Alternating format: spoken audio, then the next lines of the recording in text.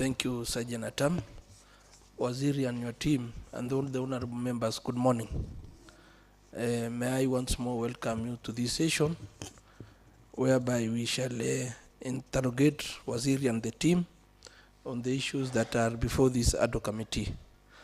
And before we proceed, let us have the introduction part. Matata Benjamin Kirich, the chairman of this committee. Sarah Mutual, Vice Chair. Honorable members, please introduce yourselves. Isaiah Maina, member. Beth Richard, member. Bridget Songok, member. Keter Julius, member. Professor Kuto, member. Lucy Tolalei, member. I am Tarbejas Fat, member. Honorable Silas Kogo, member. Itzak Mosbey, member. Thank you, honorable members. I will invite the secretariat to also introduce. Tibet Agri Committee Secretariat. My name is Eliud Sang. I'm a clerk assistant and I'll be a member of secretariat during these proceedings. Welcome. Thank you, the secretariat and the honorable members. I will now invite the Waziri and her team to introduce themselves. Thank you very much, Chair and the members. I want to request my team to do self-introduction, beginning from the farthest end. I am Samuel P. Watt, Director, ECD. I'm Kipchumba Jeriyot, CEO Education. I'm Scholastica Tuwe, the CC in charge of education and vocational training. Thank you. Thank you, Waziri. I want first to request that make sure you are close to the mic so that you can be heard clearly. I will now request the Sergeant Atam to place the team under oath.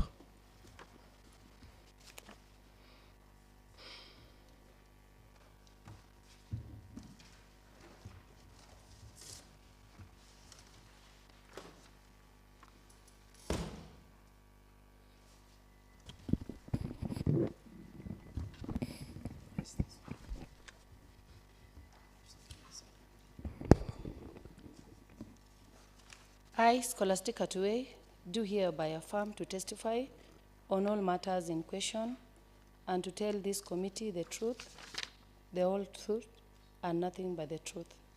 So help me God.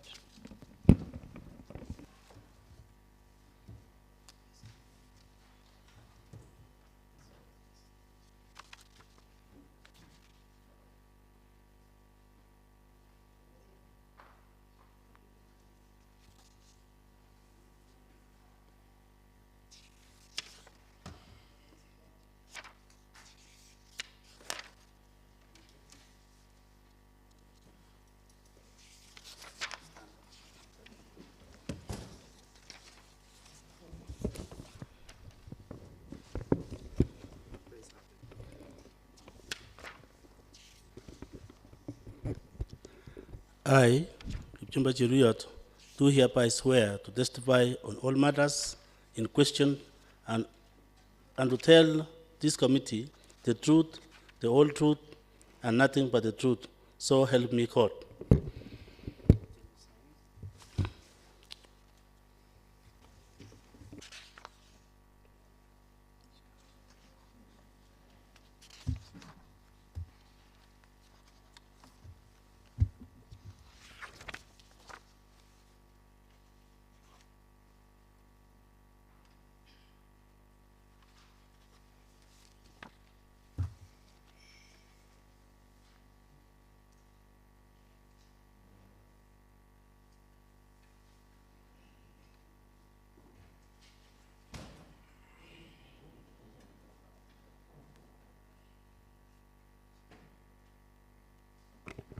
I, Samuel P. Watt, do hereby affirm to testify on all matters in question and to tell this committee the truth, the whole truth, and nothing but the truth. So help me God.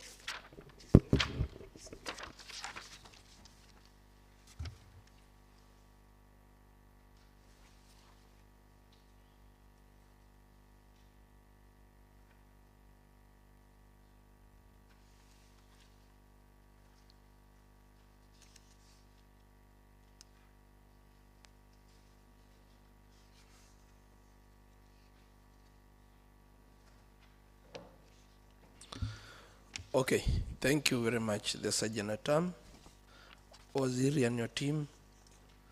I will take you through the mandate of the committee. The committee was established by the House with the following mandate. In the terms of the ADO committee shall be 1.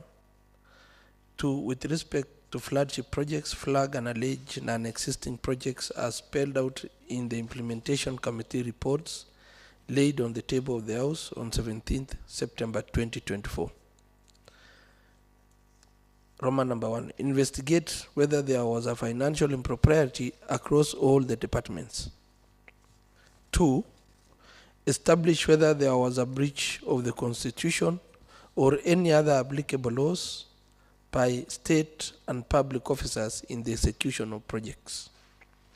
3, investigate whether the laid down procurement processes were followed in the award of tenders.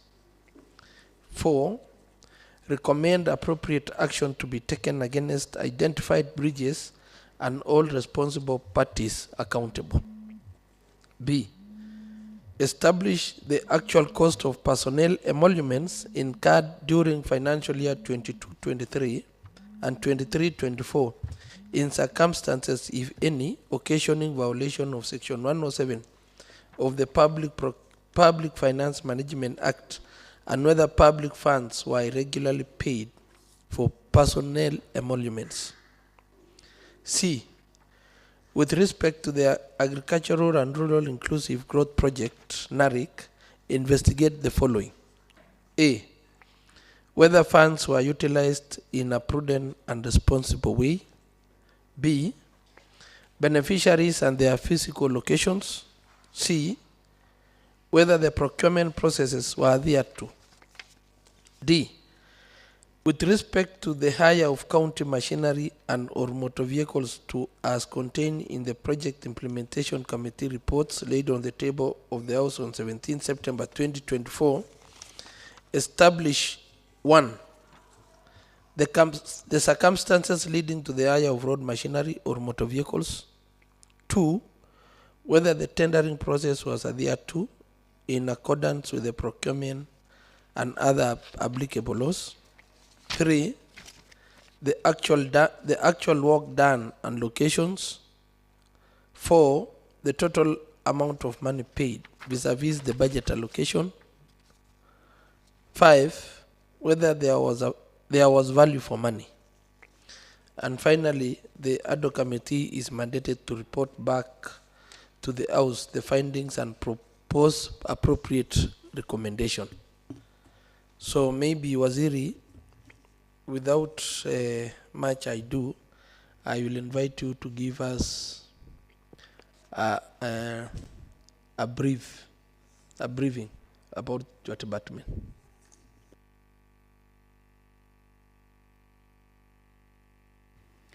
Thank you very much, Chair and the members.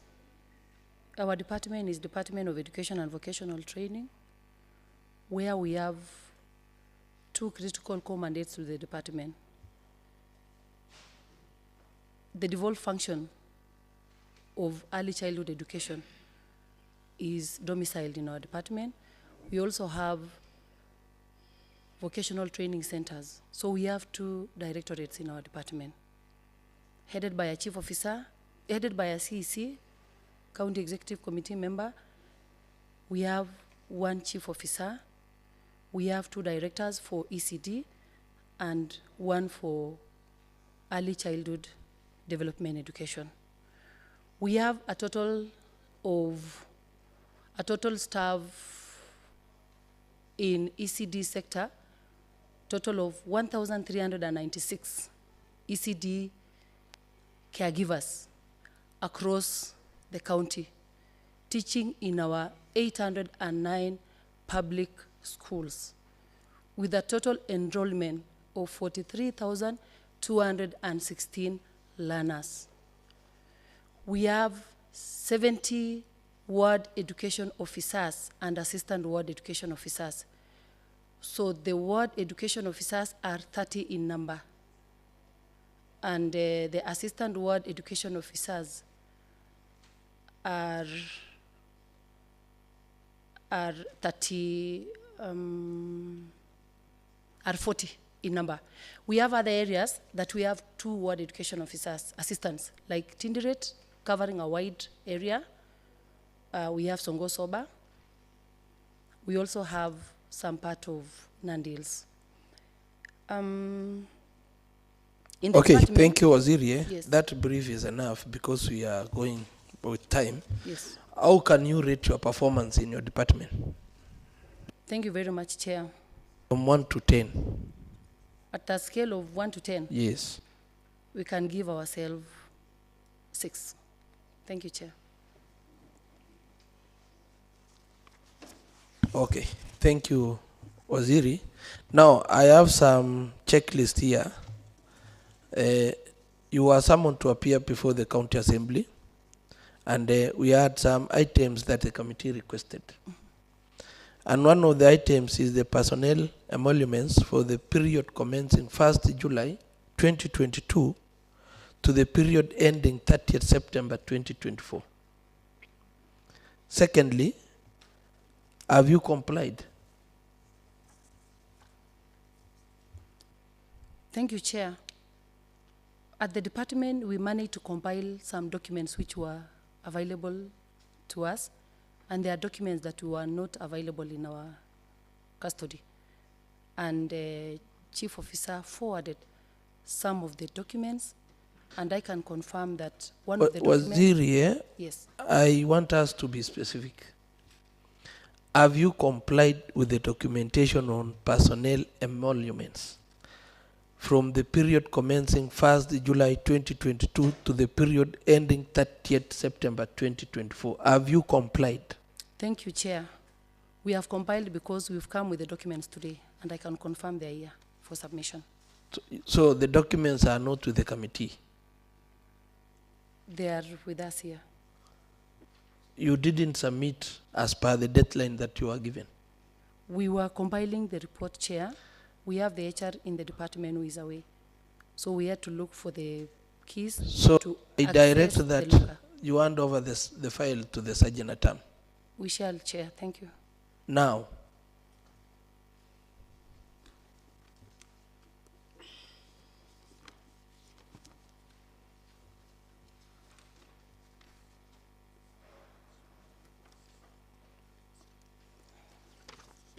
secondly, tendered works from the 1st July 2022 to 30th September 2024. Have you complied? Again, Chair.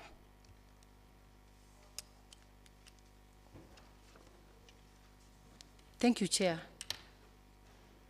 We had submitted, Chair. 3.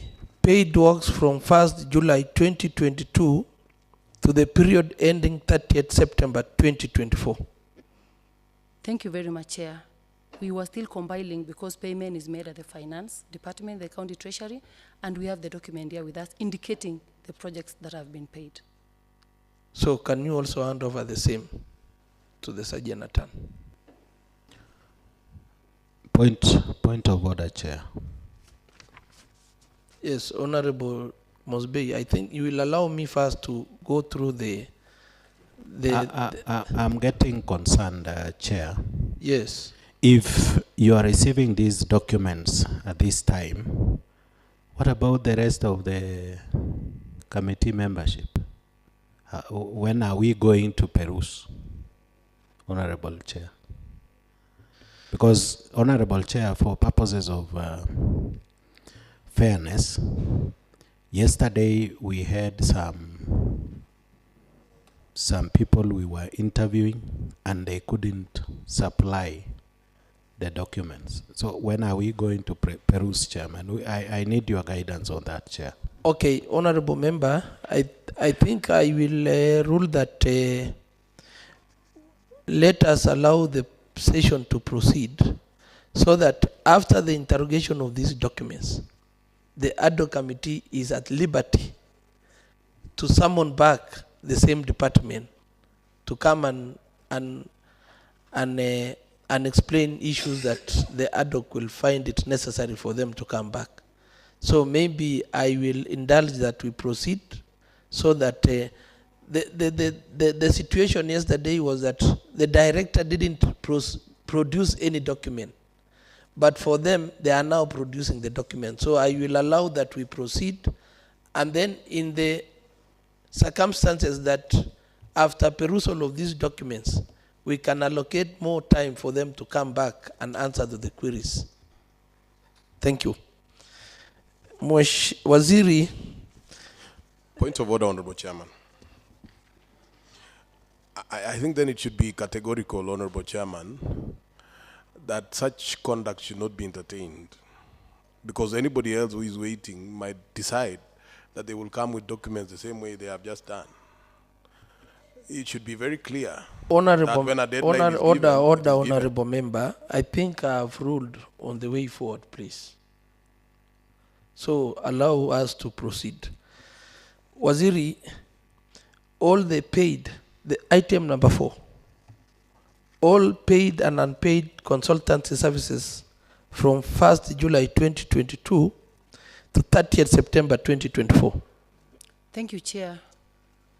We've never done consultancy services in the department for the period under review. Thank you, Chair. Thank you. County executive resolutions which gave your department go ahead to execute. How I can understand, Chair, is execution of the budget, what we've procured already. It is the budget that as a cabinet we sit, we come up with a budget, forward it to county assembly for approval, and then send back to us, and then we initiate the tendering processes. 6, quarterly implementation reports submitted to the county treasury from 1st July 2022 to 30th September 2024. Thank you very much, Chair. For quarterly reports, PFM Act clearly, Section 166, indicates that the procuring entity, probably the accounting officer for the department, who is the chief officer, is supposed to prepare quarterly reports after every end of quarter, 15 days from the end of the quarter, and submit to the county treasury, which I can confirm as the CC of the department that we've been preparing them. Thank you, Chair. And then finally, status of payment projects under category of pending bills. Thank you, Chair. Status of pending bills can be clarified better by the county treasury. A few of them we have captured in the status report that we've just forwarded. And then 8, departmental project implementation report submitted to the county assembly by the county treasury on 14th August 2024. Come again, Chair. Total project implementation report submitted to the county assembly by the county treasury on 14th August 2024. That is the project implementation report. Yes. Yes, Chair, I can attest. We submitted the same to the county treasury, and I think we have a copy. The status of operationalization of flagship projects domicile in the department. Thank you, Chair. We don't have a flagship project in our department. 10, reasons for non-stall projects and the extent of payment.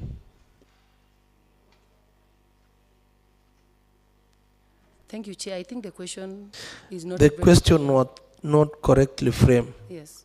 And I think it is reasons for stalled projects and the extent of payment. Thank you, Chair.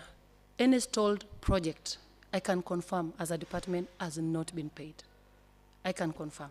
And do you have the stalled projects? Yes, we have. 11, the approved departmental budget for 22-23 and 23-24. Thank you, Chair. We have the approved budgets. They are here. We requested from the county treasury to be given the one that had been certified by the county assembly. Thank you. Project in which variations were made and the cost of variations. Do you have such projects in your department? And have you submitted the documentation to that effect? Thank you, Chair. We don't have any project that has been varied in our department. The circumstances in which expenditure will exceed the approval budget per project? Thank you, Chair. A case scenario is an ECD center known as Simatwet with an allocation of 850. But then during tendering, the bidders, or rather the lowest bidded was 1 million. At least we are allowed 20% of the engineer's estimate by the law. So sometimes it can go above at least 20% of the engineer's estimates. Have you supplied the same copies to this committee? No, Chair. So you are not complying with this item? I want to request, Chair, that after this I submit the same, because the work is ongoing. And so you will submit, during you will submit before you leave the plenary, the chambers? Well noted, Chair. Scope of work for completed projects? Thank you, Chair. Scope of work for completed projects are the bill of quantities. We, as a department, we traced the file for 22-23, which we got yesterday, and we've come with it. We've done some few copies in the morning, and after this we are going to submit. But the bill of quantities that we are going to submit, our bill of quantities and the plan and the design for the ECD centers has been a standardized one. So we'll submit one for BQ for the ECD and one for the VTCs, because it has been only one classroom amounting to 1 million. So we have standard BQ for ECD and VTC. But then for 23-24 ECD project, it varied because the engineers had to go to the site to ascertain how the site looks like before they came up with the bill of quantities.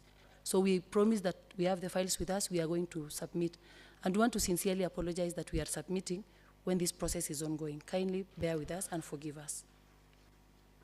And finally, disclosure on donor and conditional funds for 22-23 and 23-24 and expenditure on the same. Thank you, Chair. We don't have any donor funding nor conditional grant in our department. Previously, we had village polytechnics grants, which came to an end 2021-2022, and counties were advised to budget for the same in the financial year 22-23, which we did as a department. Thank you, Chair. Okay, maybe now I will pause. We are going to the question section, and I will start by posing a question to you, Waziri. How often do you go for routine inspections? Now that you've mentioned that for the 2 years, have you covered the 809 ECD centers? Thank you, Chair. The structure of the department is that we have a CEC, a CEO, directors, and then we have ward education officers and assistant ward education officers, which are mandated to carry out inspection of implementation of curriculum in their day-in activities. Waziri, please, let us not engage in diversionary tactics. I've posed a question that, have you managed to go in your routine? You cannot tell us you are just seated in the office. I think your mandate also guarantees that you must have some visits to these VCTs or the ECD centers. So the question I'm asking is, in your department, you have indicated that you have 809 ECD centers. How many of them have you make an impromptu visit to ascertain the happenings in the ECD centers? So I'm not asking about the structure in the department. I'm asking you as the head of the department. Thank you, Chair. I can say that I've visited a few, and I can sample probably on my way to school, to my office in the morning. I have managed to visit Kapsile Primary School. I've managed to go to, and especially when construction is ongoing, Those are the times we visit our ECD centers, because that is the locality where the projects are. And I can say for all the centers that have projects, personally I've gone to those centers. Now, will I be wrong, Waziri, to say that you might not be having the correct information in your department? Will I be wrong? Thank you, Chair. I'm very correct about the information of my department. I have gone to those centers. 2 years back, Kimnige. Now, Waziri, have you been to Jepsaita Primary? Thank you, Honorable Chair, just an interjection, please. I think the witness did not answer your question.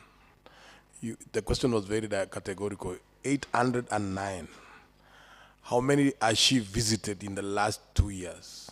That was the question. Thank you, Chair. I want to confirm that I have visited most of the ECD schools. How many? Probably give us a number. I can 20? Give time order, do a write-up to submit how many schools I have visited. But I've been visiting those schools when I'm checking projects. I go to their classrooms, I greet children, and I talk with the teachers. So Honorable members, I want to say that reserve your questions so that I will give you time to air your views. Let me still take Waziri through some issues. Waziri, I've asked you a question. Will I be wrong to say that you might not be having the correct information about your department as the head of department? Will I be wrong to say that? Thank you, Chair. I have adequate information relating to my department because, give me time to explain. Thank you. I oftenly meet with my ward education officers and the assistant directors for report. Waziri, thank you. The ICT department, please. Can you project us the Chepsaita ECD in Masop constituency, Chepterway ward? Chair.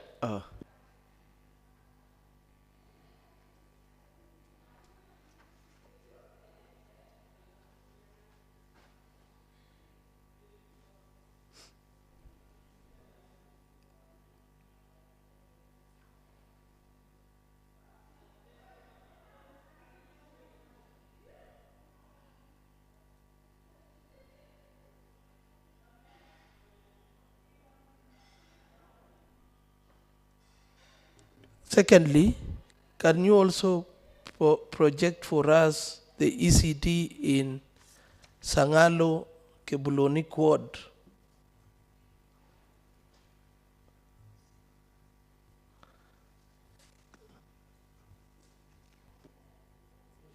Mheshimiwa, what was the name of the ECD? That's SEK Kapkenyeloi. SEK Kapkenyeloi.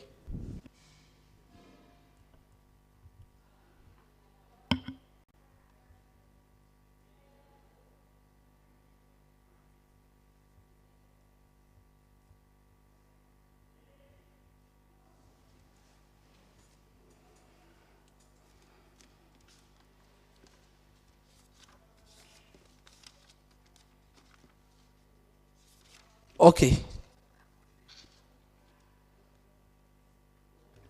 Waziri, are you taking note of that? Yes, yes. Can you replay the same video, the same photo?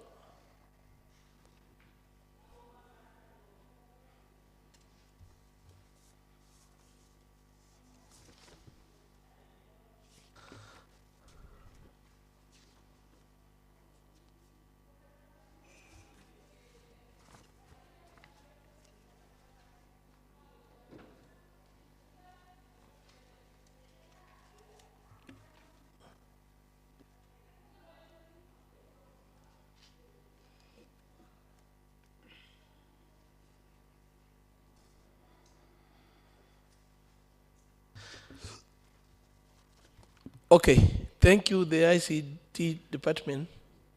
What do you have to say about such scenarios, Waziri? Thank you, Chair. From what I said, I have visited a number of ECD schools in Nandi, and I requested that I be given time to submit the schools I have visited. Number two, I have not visited Chepsaita, But I've been getting reports from the ward education officers forwarded to assistant ECD director, Mosop Sub-County. And I know about Chepsaita. If you look at my pending bills for renovation and rehabilitation of historical ECD classrooms, 2013 to 2017, Chepsaita was not captured because it was done and paid. I deal with what has been forwarded for completion works. Probably, through the able leadership of this ad hoc committee, you can make recommendation. Probably we put budget in the next financial year for us to complete Chepsaita ECD.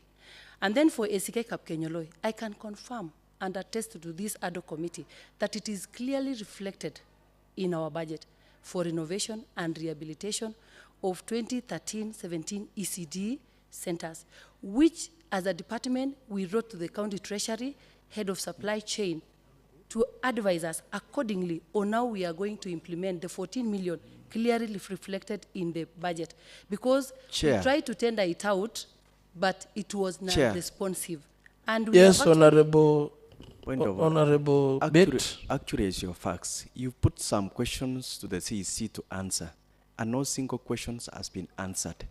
And Chair, a person of his caliber, who is not aware of the number of ECD centers she has been able to visit for the last 2 years, or rather 7 years she has been in office, let me say 2 years, is a total show of incompetence. Chairman, as you wake up in the morning and go to an ECD center, you must be having a database as to where you are going and why. A number of times that you are saying you've gone as several. What is this several that you have no idea about? And you've been asked by the chair to give a true reflection, and the information you are giving is totally in conflicting with the projections on the screen. Honorable Chair, Yes, Honorable Tolole. allow me ask Waziri, what are your priorities in the department? You said you've been receiving reports from the sub-county officers and from the people at the ground in Chepsaita. What are your priorities, Madam Cici? Thank you very much, Chair. I think we all know matters relating to budget making processes. When we go for public participation, it is people who normally pick for projects they want to be done. But Chepsaita has never been picked. Even at the ward fund level, no one brought Chepsaita for renovation.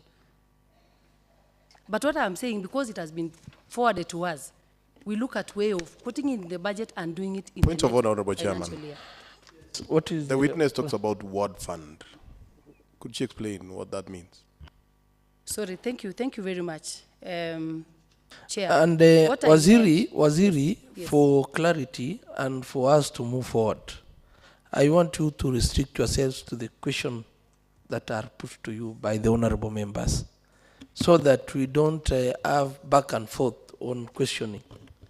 So I just want to be honest and say, if you have any information, you just say, I don't have any information. We move to the next question, rather than trying to explain things that are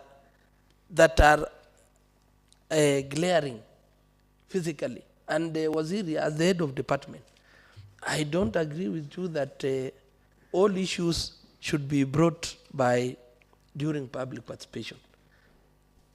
Like you've seen the ECD in Chepsaita and the one in Cap Kelenyo, and then we have another one in Tindiret sub-county.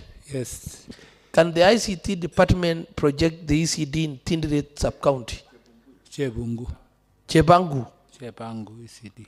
So, and that is why I want to request Waziri, anything that you don't have information, don't strain yourself trying to look for answers, please. That is the ECD in Chebangu.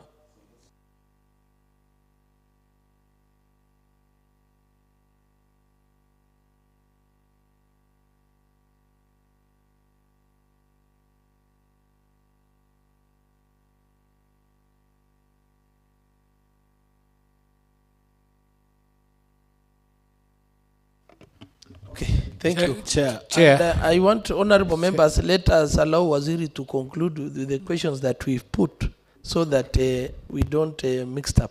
Thank you, Chair.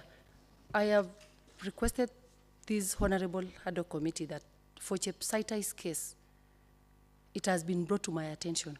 And I want to promise that going forward, for renovation works, we are going to consider Chepsaita, Chepteroi ward. And then for ACK Kapkenyeloi, we have visited the school. I've personally gone to that school when we were collecting what is to be done with the engineers. Point of information, Chair. Yes, Honorable Keter. Can Wasiri give us accuracy of facts? Because we visited most of the ECD schools in Tindiret, both in Tindiret and Chemase, and we were checking the visitor's book and any other documents. But there is none of officers within the department has ever gone to those schools. So what did he mean by saying, I have officers on the ground? We took Waziri. Thank you, Chair. I want to say I've taken an oath, and I'm not lying. I visited ACK Kenyeloi when the schools had been closed. I visited Chebangu in Tindiret, Songo Soba, up there after the police station. We even don't have a structure at Chebangu. We just have the foundation. It came down. It has an allocation of 1 million. ACK Kenyeloi is 850. I have it here in historical works to be rehabilitated. But what we have done, and I wanted Chair to give me time to say this, as a department, including Kapkilel, with 1 million, I can mention all of them, including Kiblolok, that is the first, including Muslim. I know all the ECD centers. We have only managed to tender 4 out of the entire list. That is AIC Nduroto, we have tendered St. Luke Biribiriet, we have tendered Kabno, and then Simatwet Kabwareng Ward. Those are the only 4 which was responsive. The rest were not responsive. Then we sat down with finance and asked them, how are we going to approach these issues? Because we are tendering out, they become non-responsive, including the project in Songo Soba, Kamenjeiwa, Kapteldon, Kipkures, all of them became non-responsive, including a meet. We've done it twice. What the county treasury advised us is that we are going to adopt Waziri, maybe force account. Allow me to let finish, me Chair. interject you Allow for clarity. Do you have the documents to that effect that the tenders have been non-responsive? We shall present, Chair. Okay. We shall present. But now allow me to complete. Honorable Chairman, treasury advised us that I think we the use witness a is force proceeding. account. Honorable We use Chairman, a force account to Order, complete it. Honorable Member. I think the point witness of is order? proceeding without the questions, Honorable Chairman. She's just giving us a speech.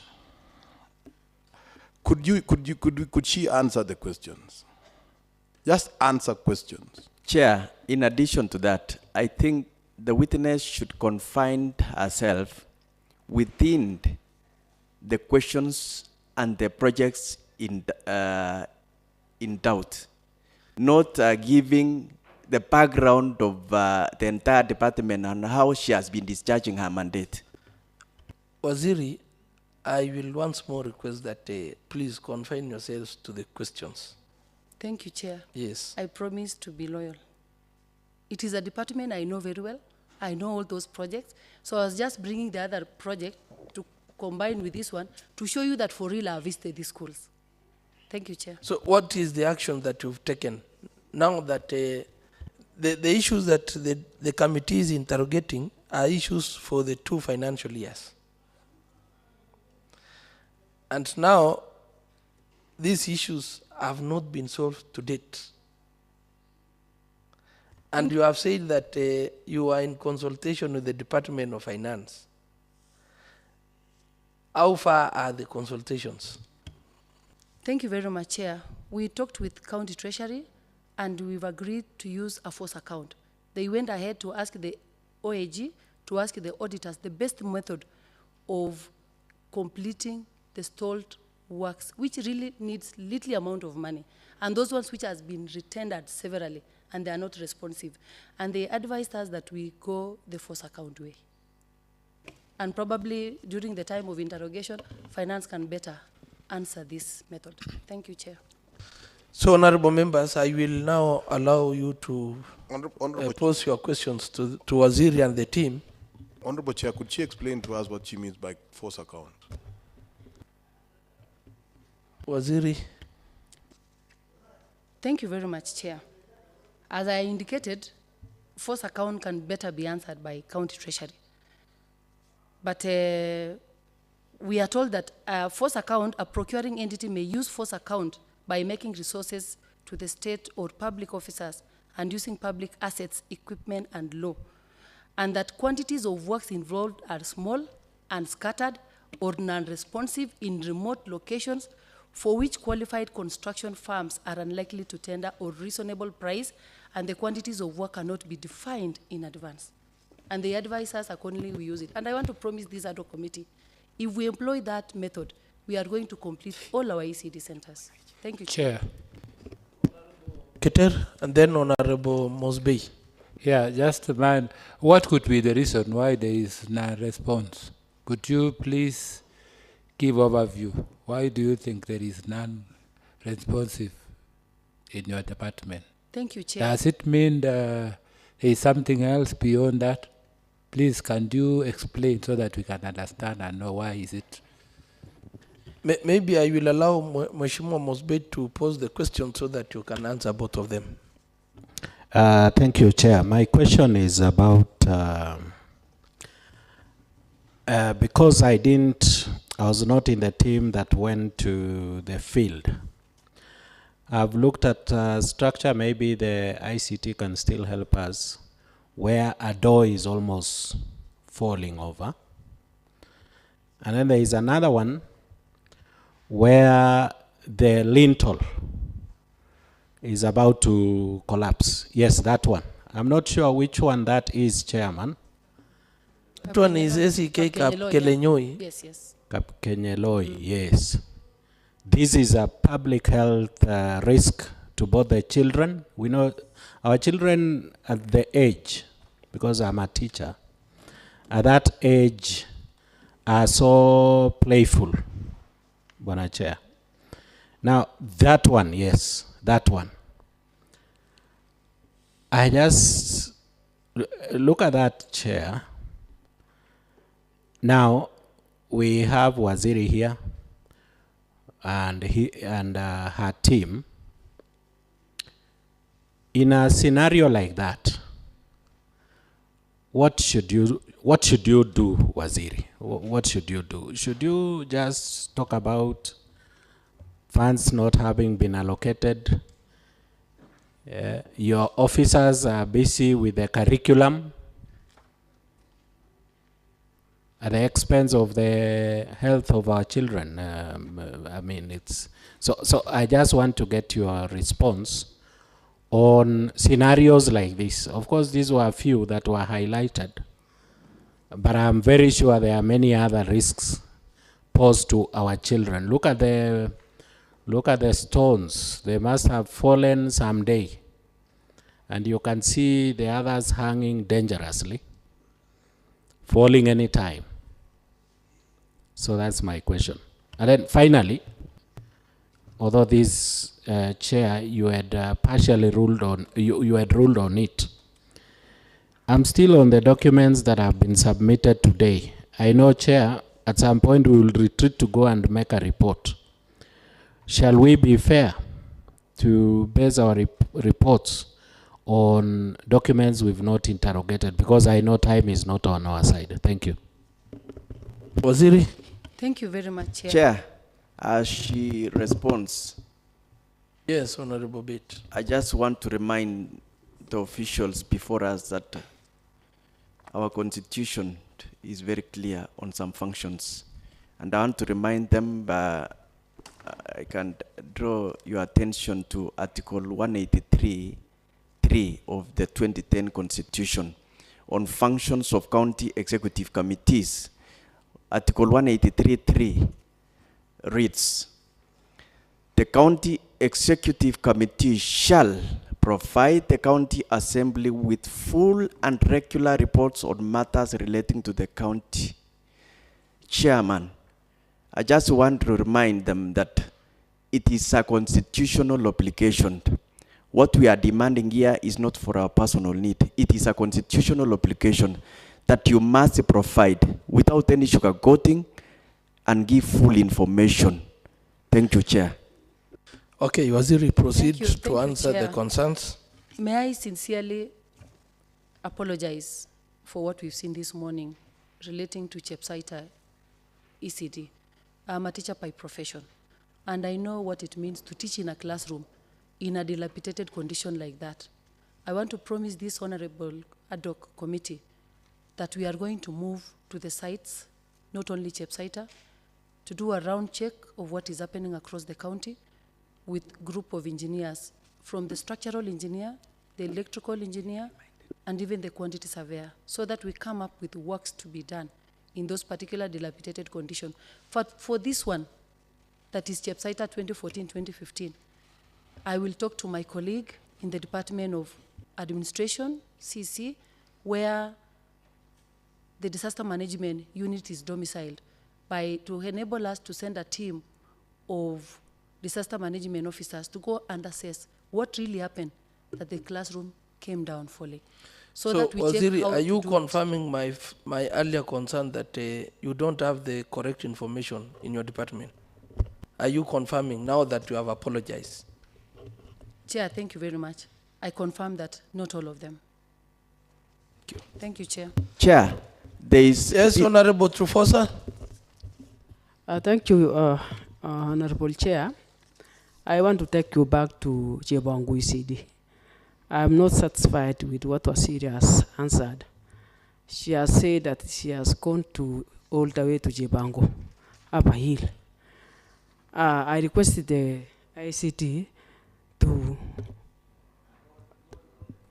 we need to see how the children are in the structure of the Mapati, how they are learning, the way they are seated. So please. Can the ICT department, please, can you project the right contents? While the ICT is working on it, since you went to that school, Madam Awasiri, what plans did you make when you saw that the project was stalled and the way the children were? What plans since that time after that?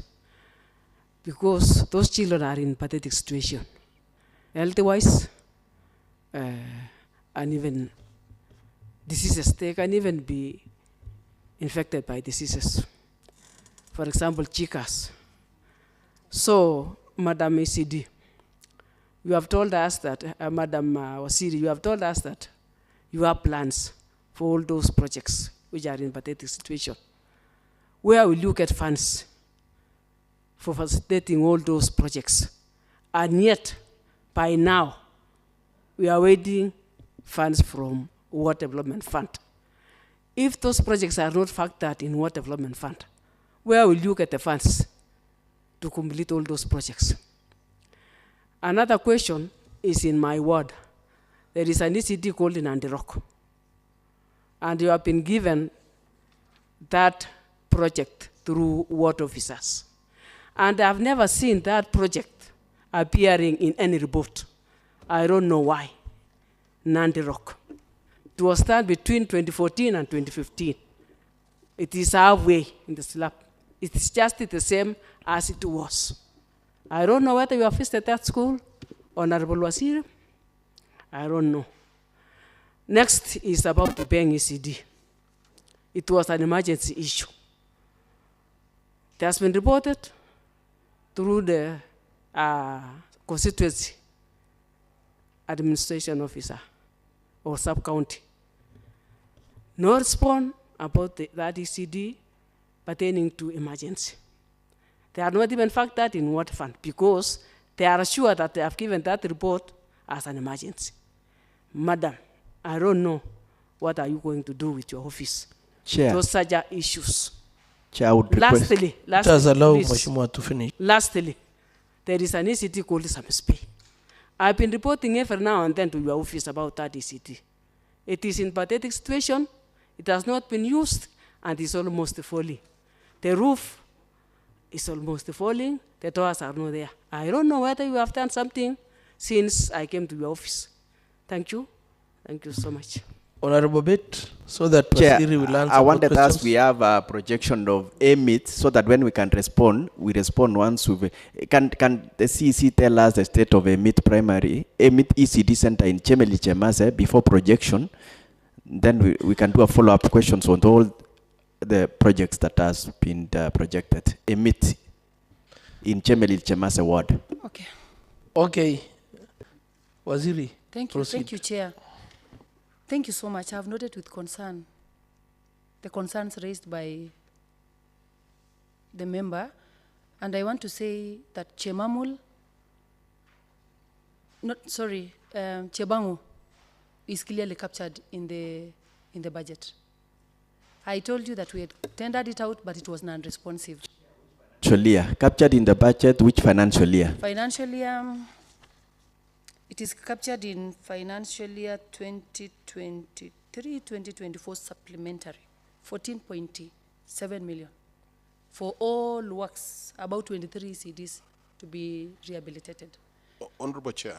Specific figure is it meant for Chebangu Chair? What specific figure? Chebangu Chair is 1 million. Chebangu is 1 million. Honorable and then allow me, members. Chair, to complete. Point of order, Honorable Chairman. Let us allow Waziri to complete the questions. Kindly. Please. Proceed, Waziri. So for Chebangu's case, I personally went to the field with the honorable member from Tindiret Ward. We visited Chemamul, we visited Mutumon VTC, we visited Tuyabei and Chebangu. And Chebangu has an allocation of 1 million. We came and wrote to head of supply chain for procurement of the same, but it was non-responsive. And that's why I've said we have designed a different model of absorbing the funds and completing the projects. That is the force account. So as we are talking right now, that money is there for Chebangu. Number two, for Nandi Rock ECD, it is not captured in the Point of order, works Honorable in Chairman. progress that I have. Is the money in the force account? No.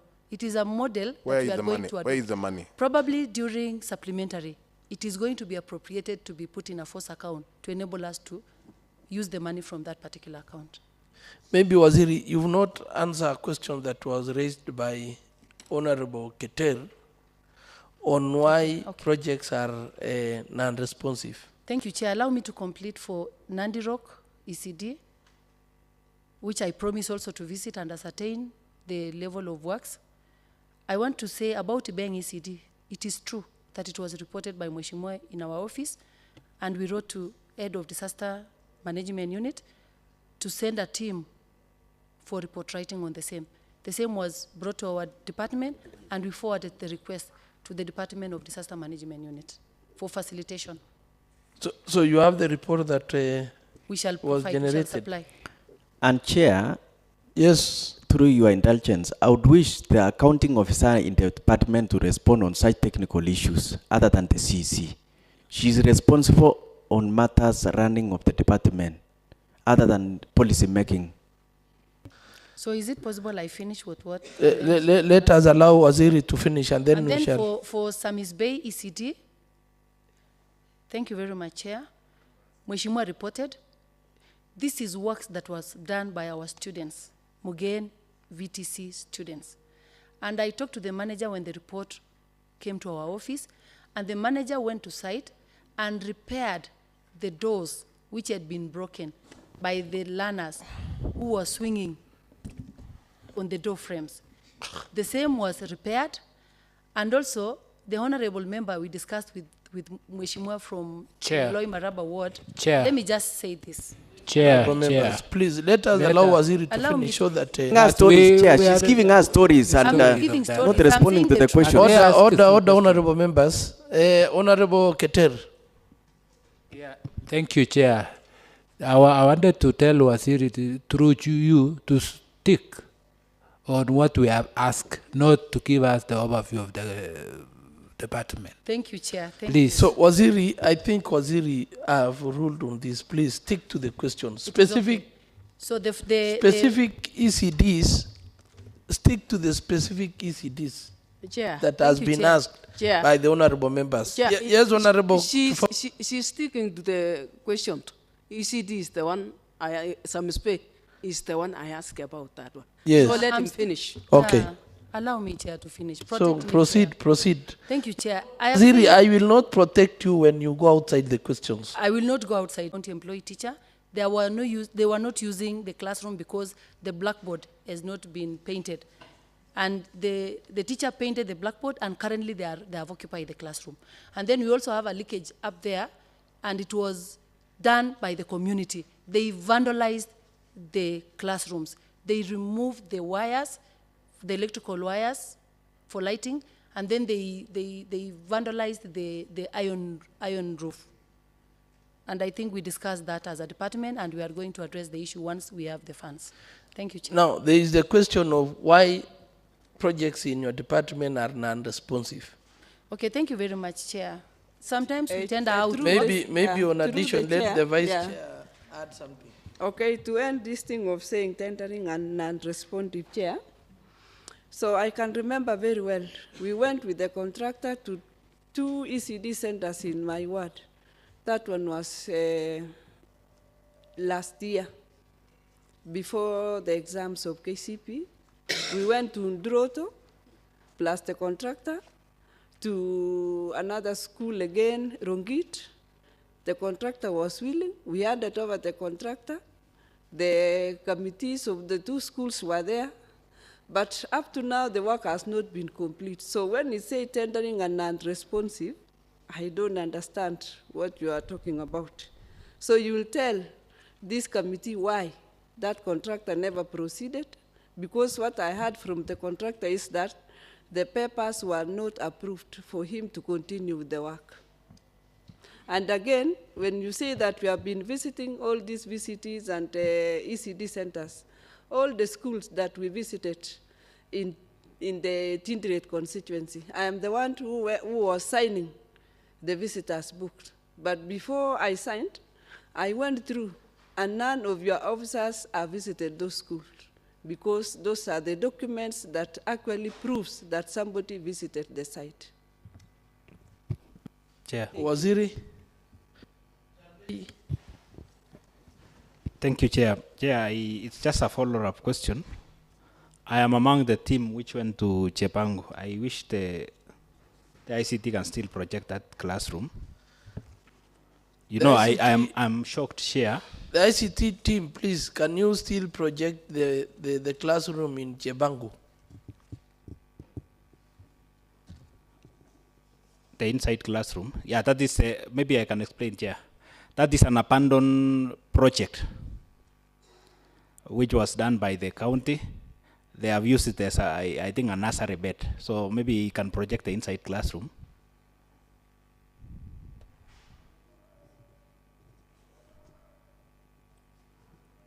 Yeah, Chair. If you can see how dilapidated the class is, Chair.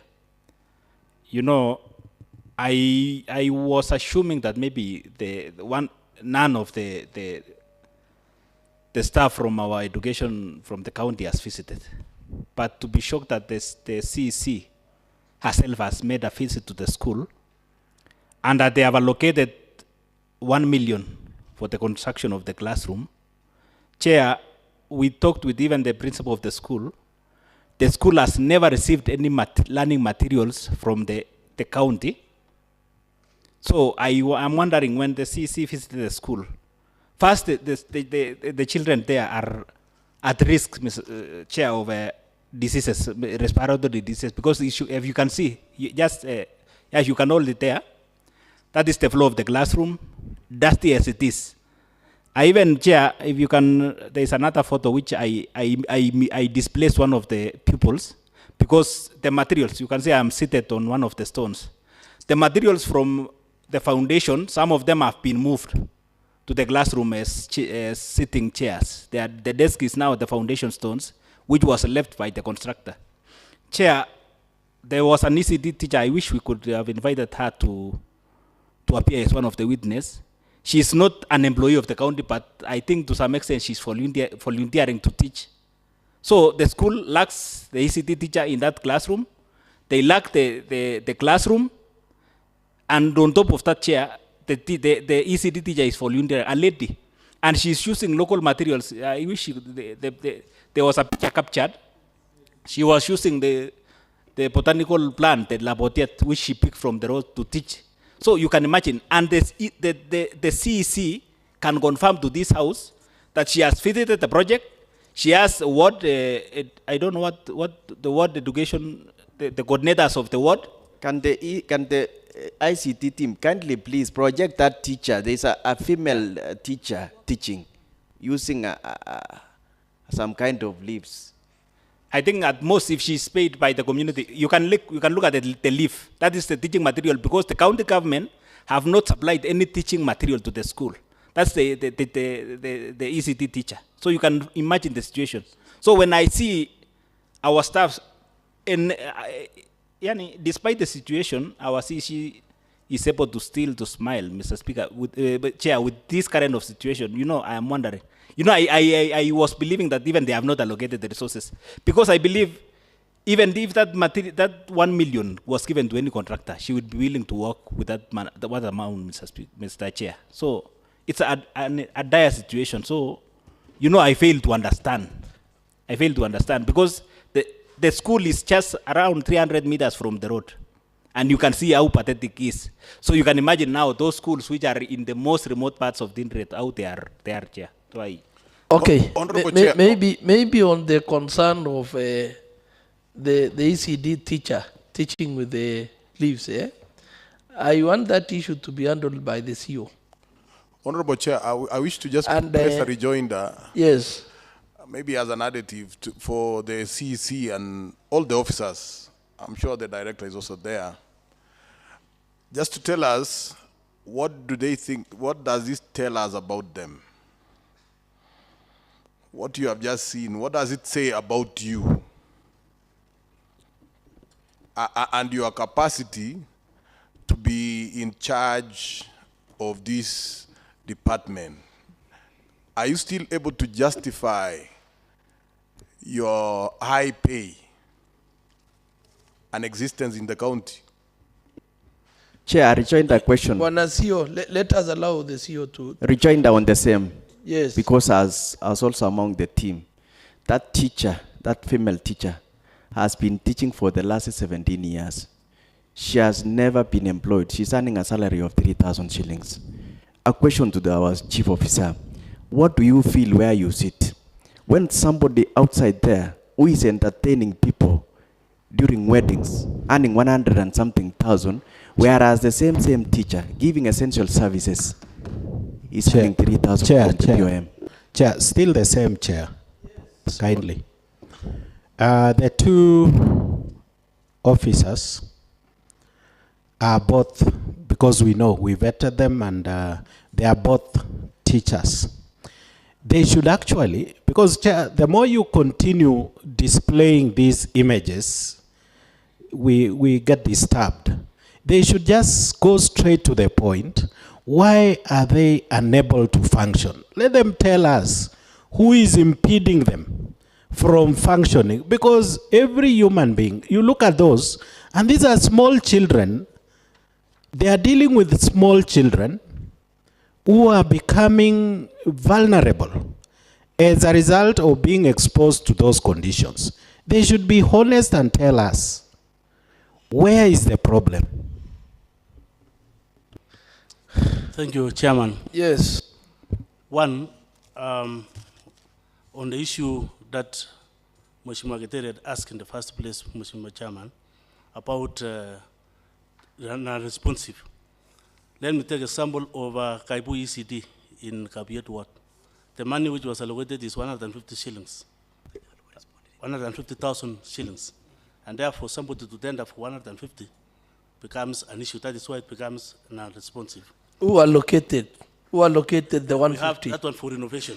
Renovation funds. You are the accounting officer, yes. CEO. Who allocated the 150? We had 150. When I was handed over, we had 150,000 for renovation, completion work of Kaibu ECT Center. And what have you done to that effect? I have sent back the contractor last week to make sure that he uses the 150 to ascertain what he can use the 150 shillings, 150,000.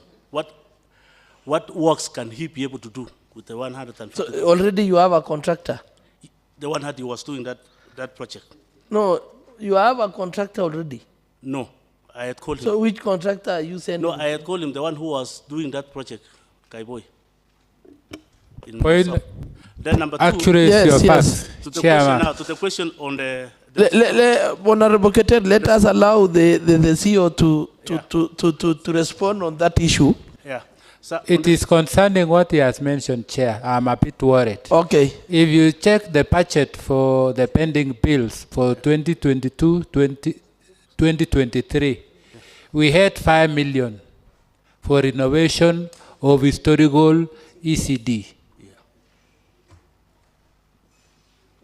So for our series, for CEO to tell us 120 or something like that for one an ECD, Chair, I feel that it is misleading us because we had 5 million for historical pending bills. Sorry, Chair, I was talking of that one ECT center, the 150,000 for that one ECT center. I'm not talking of the entire renovation works. And so that one go hand in hand with what the honorable member asked. Who fixed 150 in that ECD? Yet there was enough money somewhere that because it is written at the budget at our budget that it is 5 million for historical, which means was CEO could even allocate 200 or even 300. Okay, thank you. Now, the CEO. Yes, Mheshimiwa. Can you confirm that you have been lying to the chair of this committee several times? Can you confirm that? Yeah, I can confirm that. You have been lying to the chair of this committee. You can confirm that, and that I am happy for that. No, I've not been lying. I've been telling you what is happening. You have confirmed? No. No. 2. Yes, Chairman. You have been lying. I want the team to project the Kapkilel ECD because that one is in my ward. Kapkilel ECD. So that I can prove also, Chair. despite being the chair, I can prove that you have been lying to me. For the last 2 financial years, you have been taking me round cycles on this ECD. It's not wrong. And going by the budget, yes, it was allocated 1 million yes, for renovation of the same. And you have been taking me round cycles that, oh, the contractor is going to site, oh, what is happening. So if you cannot manage an ECD that is just 10 kilometers from your office, and you've never brought to my attention that the same ECD is non-responsive. Let me answer. You have just been taking me round cycles. Let me answer. So how then can we believe that what you are telling us concerning ECDs that are at far end is true? Let me answer, Chairman. The reason why I'm doing about that is because we are now, what my CC had said about the force account, to enable us to furnish all these ECTs. Honorable Chairman. Honorable Member, let me allow the CEO to answer. Yeah. The issue here, that is Kapkilel ECD. I know, Mheshimiwa. Do you agree with me that for 2 years, you've been just promising? For 2 years, Mheshimiwa Chairman. You have been promising to fix that problem. Yes. So am I right to say that you have been lying to me? No, I'm not been lying to you. But you have been promising to fix the problem. Now, when you get the contractor, Mheshimiwa Chairman, sometimes somebody can decide to go there. And when there is no funds, then somebody say that how does a contractor knows that there are no funds? Chair. No, the contractor he is giving misleading information to this house. Do you normally avail money before the work starts? Why are you lying to this house? I'm not saying the money. I'm saying the contractor says that he is having constraints, himself has financial constraints. Have you ever, through the chair, reported back to the assembly or the department concerned or the MCA concerned of the same information? And if there is there any communication on that effect? I've communicated to the chairman. Honorable Chairman, I think that's slightly beside the point because, you know, he explained something different, Honorable Chairman. He says that a contractor claims that they have financial constraints. I thought maybe he could take us through the procurement process. Because I've heard him saying he can call a contractor I've not Sometimes he calls the one of, which place was that? And then he just asks him, go and do what you can do, then we will see. How does it operate? Is it your own, not like are you operating as your own activity? Not through the chairman. Through the chairman. We tried with my procurement officers until we have decided, because it has always given us problems in becoming responsive.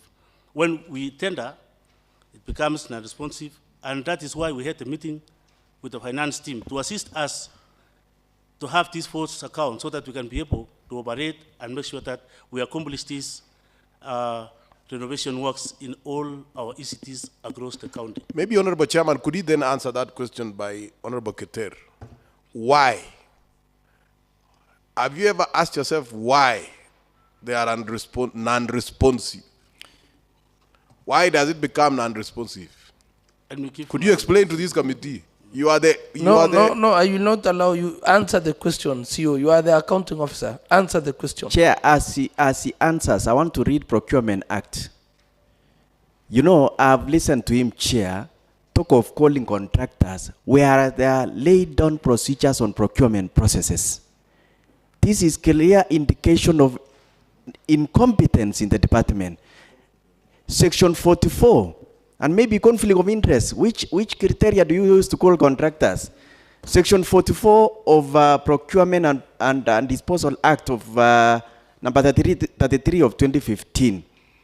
Internal organization of procurement entities. 44.1 says, an accounting officer of a public entity shall be primarily responsible for ensuring that the public entity complies with the Act. Chair, one, to ensure the procurement of goods, works, and services of the public entity are within the approved budget of the entity. Chair, this shows that they have no idea on the Public and Procurement Act. And that is why, Chair, and I want to make this very clear, you find an accounting officer in a department explaining to a very serious committee that he has been making phone calls to contractors, which have not shown any interest, or rather they have not bid anything in that department, especially Kapkilel. Surely, whom shall we trust? CEO, are you conversant with the Procurement Act? Yes, let me try and apologize for that. I was not actually calling the contractor, but I wanted the contractor to meet with my procurement officers in the department. How do you call a contractor to? I think the procedure of procurement is that to advertise the work. You are now taking us to where you are now leading us somewhere. Chair. How can you call a contractor to meet with your procurement officers? No. What happened, Mheshimiwa Chairman? Let me withdraw and apologize for that statement. What I'm saying is... Chair. Honorable Tarbey. Chair, I think we need clarification there, because we have issues to do with procurement, and now the department is linking with procurement. If a chief officer can call a contractor and link him or her with the procurement, it means, Chair, there is something to be explained there. Because it is in the same department, Chair, maybe you will allow me to jump the can, because we have ECDs where contracted sum is equal to the budgeted amount. Could this explain the relationship why the CEO is calling the contractor to link him with the procurement officer? Maybe you can expound on that, Chair. Chair. Yes, the CEO, you have been called upon to explain why in some documents that we have in this committee, the contracted sum is the same as the budgeted amount. And now that you have proved that you have been around here calling contractors and connecting them to the procurement department, procurement officers. So can you explain the secret behind whereby the contracted sum is equals to the budgeted amount? I was not talking about calling the contractor to come to my office, Mr. Chairman. What I mean is, when he has filled the documents, there's contracted costs, and he has not returned the documents, because I'm not even assessed, because our actually procurement is e-procurement. So I cannot even get access. I think, honorable members, Chair, I want to give guidance. Something very important that I need to remind our officers here today on conduct of state officers.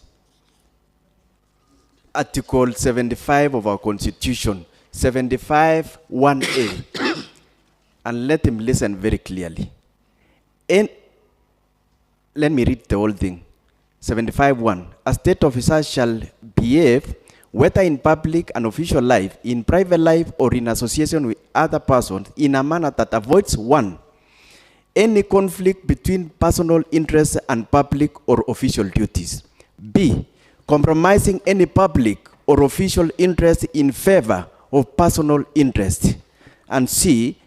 Demeaning the office of the officer he holds. Chair, I think you need to make a ruling on that. Okay, honorable members. The conduct of the officer. From the conversations and the interrogations that we've made, Chair, it is now clear, Honorable Keter, that through the interrogations, the committee is in a better position now when we retreat to our report writing to make some decisions from the conversations that we've had. So I want to rule that the issue on the ECDs, we rested that at that, so that we can go to the next item. Chair, yes. Before you rule, there is a question I had, the reason why I was asking why there is non-response. Chair, I know I had an ECT like that in a place called Kipsinende. And I think honorable member can, ECT chair can play. The reason why I wanted that to be played, it is the contractor, we managed to convince one of the contractors to go and do the same job. And he does it well, because I can see it is the same ECD that it looked like yours, and the others that they were about to be renovated.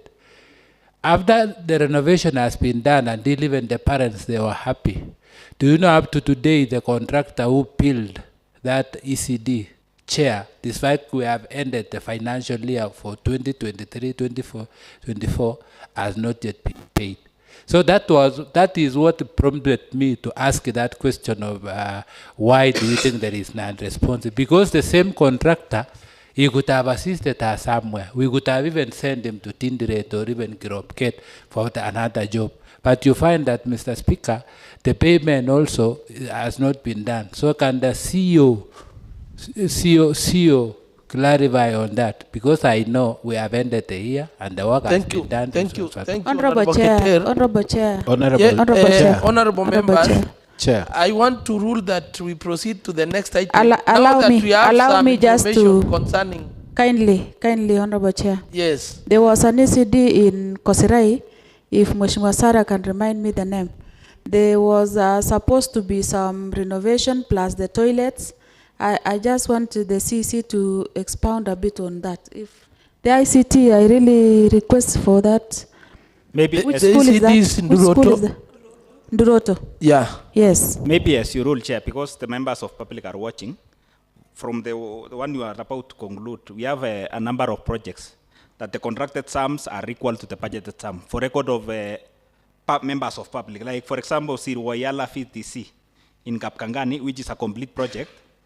The budgeted amount was 1,186,705.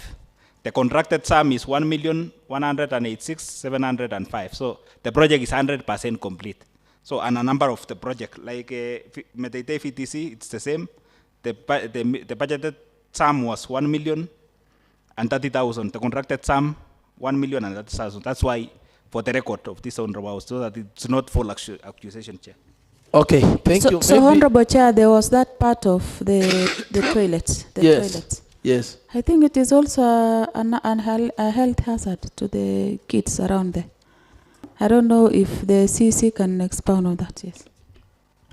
Mheshimiwa Mosbe. Yes, just so that they can respond, as they shall respond to Honorable Keter's concern. I have similar concerns, and I somehow, Honorable Chair, you've mentioned us going to do a report. There is some cover-up in this department. One, for you to get, much as the CEO has said that it is an E kind of procurement, whatever, it is extremely difficult to get, much as we've approved the monies, it is extremely difficult for this department to begin works, especially the ones for tendering. It is extremely difficult. Then when a contractor has done a good job, we didn't have an opportunity to visit Kamarich VTC. We didn't have an opportunity to visit Mugundoi VTC. Very good work is being done there. But the moment the contractor completes works, they are just abandoned. They are just abandoned, Chair. And you will see them casually telling you that ni maneno ya finance. Is that leadership, Honorable Chair? Okay, thank you, honorable members. I want to give the team to respond to the issues, and then I'm going to rule that we proceed to the next item. Bwana mwenyekiti, itakuwa ni makosa ikiwa maswali ambayo tumeuliza. Member, you are out of order. I've not allowed you to proceed. I'm making a ruling, please. But there was a question I asked, Honorable Chair. The questions, and that is why I want to give them to respond to all the concerns that you've raised, so that we can move to the next item that is before us. Maybe I will allow only Honorable Bridget. Before you make a, I need to the ICT to project the EMIT ECD so that in conjunction with this, they will be able to respond to us. The ICT department, can you project the EMIT ECD? Yes. Kindly. Chemelil Chemase.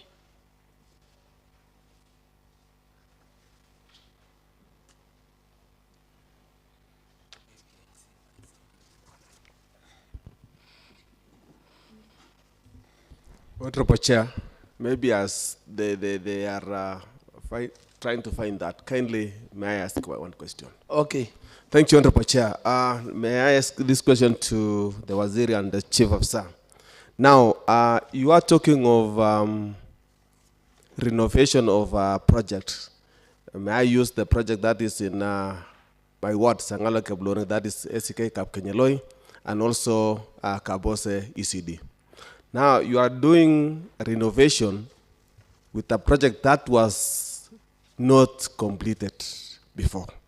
So what's the difference between the renovation and completion? Number two, kindly we have some ablution blocks and pit latrines. Kindly tell us what's the difference.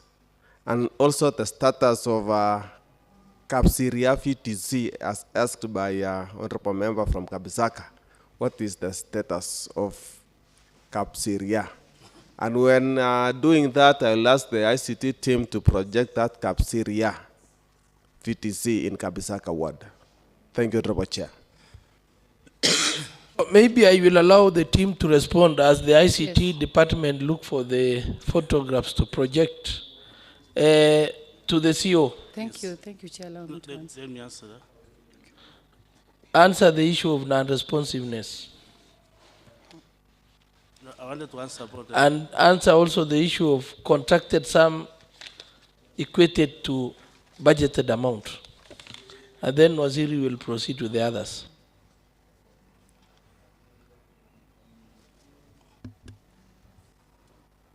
Yes, Chairman. Through Chairman, I want to say that when we do the e-government, the e-procurement, it just picks. So it's not about who actually is doing this. We just procure, and then it's just a pick like that. And then it becomes non-responsive. we can have a contractor can... Honorable, Bwana Chief Officer, please. Yes, Mheshimiwa. If you are not conversant with the procurement rules, it is better you leave that question.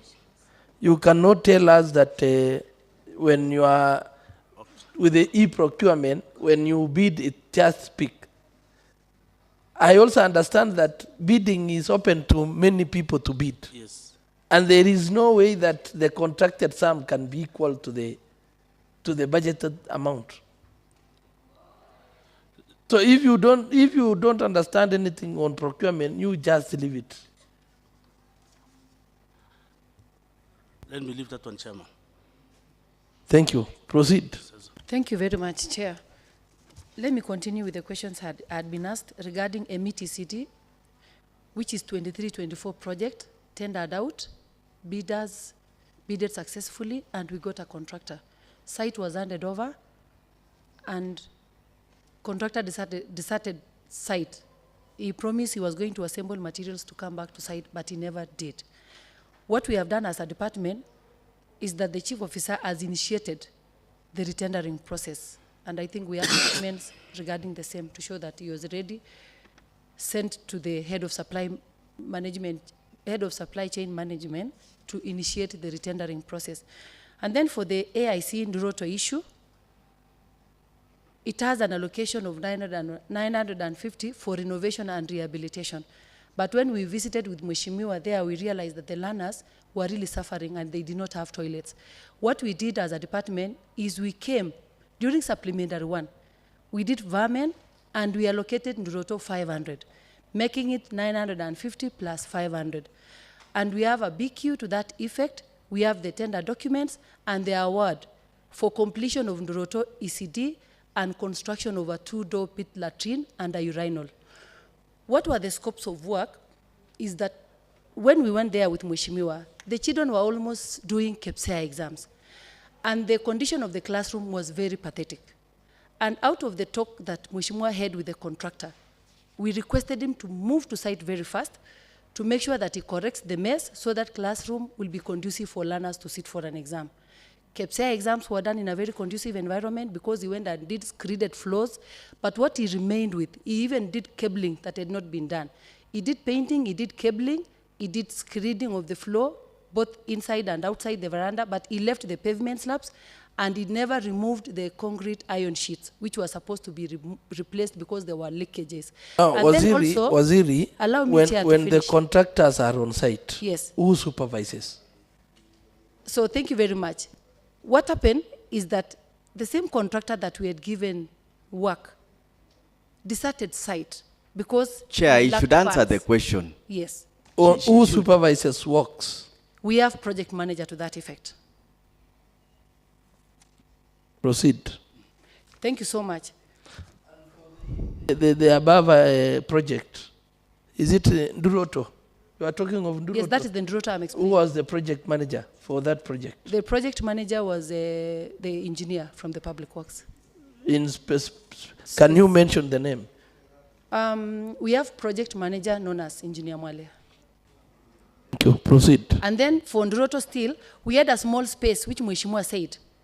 We do a small store for this particular teachers for storage purposes, which is to be done yet, which is not yet done. We reached out to the contractor and said he had done some other works in the county. And once he is paid, he will move back to site to complete that work that had been given to him. And then for Rongit issue, it was not responsive. We had actually taken the same contractor who was doing Rongit, AIC Nduroto, to do for us Rongit. But he said he was not going to take it. He refused at last not to do Rongit as we had promised. And then for Tinderet Chebangu that had been asked about, I want to confirm that we have one ECD teacher known as Philemon. Honorable members, let us consult in low tones. I want to say that for Chebangu ECD, we have 2 teachers. One is Philemon Ngetich, who is employed by county government, 2014. But one is not employed by county government. He's among the ECD centers with 1 teacher. And then for Tinderet, I want to ascertain that the visitation I had said, I've visited Mutumon, Chepkujuru, Kimatkei, Sarwat, and if you can go, you can ascertain from the book that I signed, personally as the CEC. And then for teaching learning materials that somebody said, I'm happy about the teacher. When I see him picking labotic and sodomable, what is it called? And the leaves. As a teacher, you have to be creative. When there are no teaching learning materials that have been bought for you, you become creative. And I think they are encouraging creativity, which is actually okay. But I want to say, we had allocated 10 million for 22-23 financial year, and Chebango received instructional materials to that effect. I can ascertain from the checklist that was used during distribution. In the financial year 23-24, we were appropriated 5 million, and the same works were tendered out, and the first consignment, as we are talking now, we received last week on Thursday. We are awaiting the next consignment in the course of this week to enable us to dispatch the instructional and teaching learning materials to the sub-counties. And Okay. then also, allow me to finish and then you will ask the chair. Then for my chief officer, allow me to say that what he actually meant is that he's in touch with the contractors whenever they have begun working on site. I think Waziri, I will not allow you. Why to, is she speaking Honorable on behalf? Member, order, please. Waziri, I will not allow you to speak on behalf Chair, of the allow me CEO. because No. a member said No, the team does not know anything. I think it is clear each and every one of you has got clear responsibilities. Allow me so then, I Chair. will not allow you to not talk a on chair. behalf of the Not CEO. a chair, but allow me to talk so on behalf of chair. let us just raise that issue Okay, at nice. that. Now, let me talk about what Mheshimiwa had asked about why the works are non-responsive. One is, if you look at Kamenjeiwa, for example, when we came in, or rather when I came to the department, the allocation for ECD was 2 million for Kamenjeiwa. You go to a school like Township, for example, or one we build in Nandi Primary, is 2 million. So you cannot compare 2 million for Nandi Primary and 2 million for Kamenjeiwa. So a contractor who has gone to Kamenjeiwa and looked at 2 million and the distance and the terrain will go to site and come back. Sometimes they even do site visits before they bid for those works. And that is why most of our projects are non-responsive. Also, you realize that we did most of the retendered work 22-23, but you realize they still became non-responsive because the cost had gone high. The market prices had gone high for the cement and the rest. So many of the contractors would not go to site to do those particular works. Okay. And as I finished, on the issue of why is it that if you look at the budget, it is indicating clearly the same amount of money and the same amount of money that has been paid. If you look at VTCs, the allocation for vocational training centers from Sirwayala, from Kaptel, from Chomundu, from Mugen, from Serem, all were 1 million. And then the bidders, the tenders were made, and you realize that one of them quoted 1.1, another one 1.0, another one 1 million, another one 1.4. But I think during the upload of the supplementary, or probably when we were preparing the supplementary, we must have gone wrong by inserting the real figures of what was paid to the contractor. So I can attest to that. It is not that the money was 1.1 and the bidder bidded 1.1. No. It is what was paid actually. Okay, thank you, Waziri. I will now direct that we move to the next item. Honorable Chair, my question has not been answered. My question has not been answered, Honorable Chair. I had asked Honorable Chair that, for example, ECD, Cap Kenyalan, and Kapos, and many ECDs. I was still answering Kapsidia. Okay. Yes. Chair, there was an issue on Kamarich and Mugundoi. I talked with the Mheshimiwa. Personally, we've gone to site with him, and the work is at 80%. We even discussed what is remaining for it to be completed. We have Mugundoi, which was completed 2 days ago. It is now 100% complete. But as a department, we have a very vibrant committee, education, chaired by Honorable Edwin. And we have very good members. We've been sitting when we are doing bill of quantities. We go through the bill of quantities together. We talk to our contractors together, and then we start. Waziri, please please don't give us stories on. You know, Mheshimiwa, somebody had said because this is another committee. How you handle your sexual committee should not be a discussion. But somebody had asked a question, Mheshimiwa. It should not be a discussion. That we are not. The terms of reference for this committee are very specific. I'm sorry, so withdraw. Let us not engage then on that. On Kapsiria, VTC, we had 5 million for ablution blocks. One for Kapsiria, 1.5, Mutumon VTC, 1.5. And Chair, as she's talking of Kapsiria, can I kindly allow the ICT to project? The ICT team, please project the Kapsiria VTC. And then we had Potopoto 500. We had, let me bring it back, 1.5 for Kapsiria. And our ablution blocks are for construction of 6-door pit latrine plus a urinal. 2 female, 2 male for the students, and then 2 for the teachers. Kindly, how many number? It is okay. So we had, the budget we had was 5. Yes. So Potopoto got 500 because we requested to do VAR. Honorable Chair, let us stick to Kapsiria. Yeah, I see Nduroto. So for Kapsiria, the contractor has already done 4-door pit latrine plus a urinal. We went there. Can you project that pit latrine? The abolition. Yes. We went there to check on the works, and we realized that the contractor. Kindly, Waziri, how many door?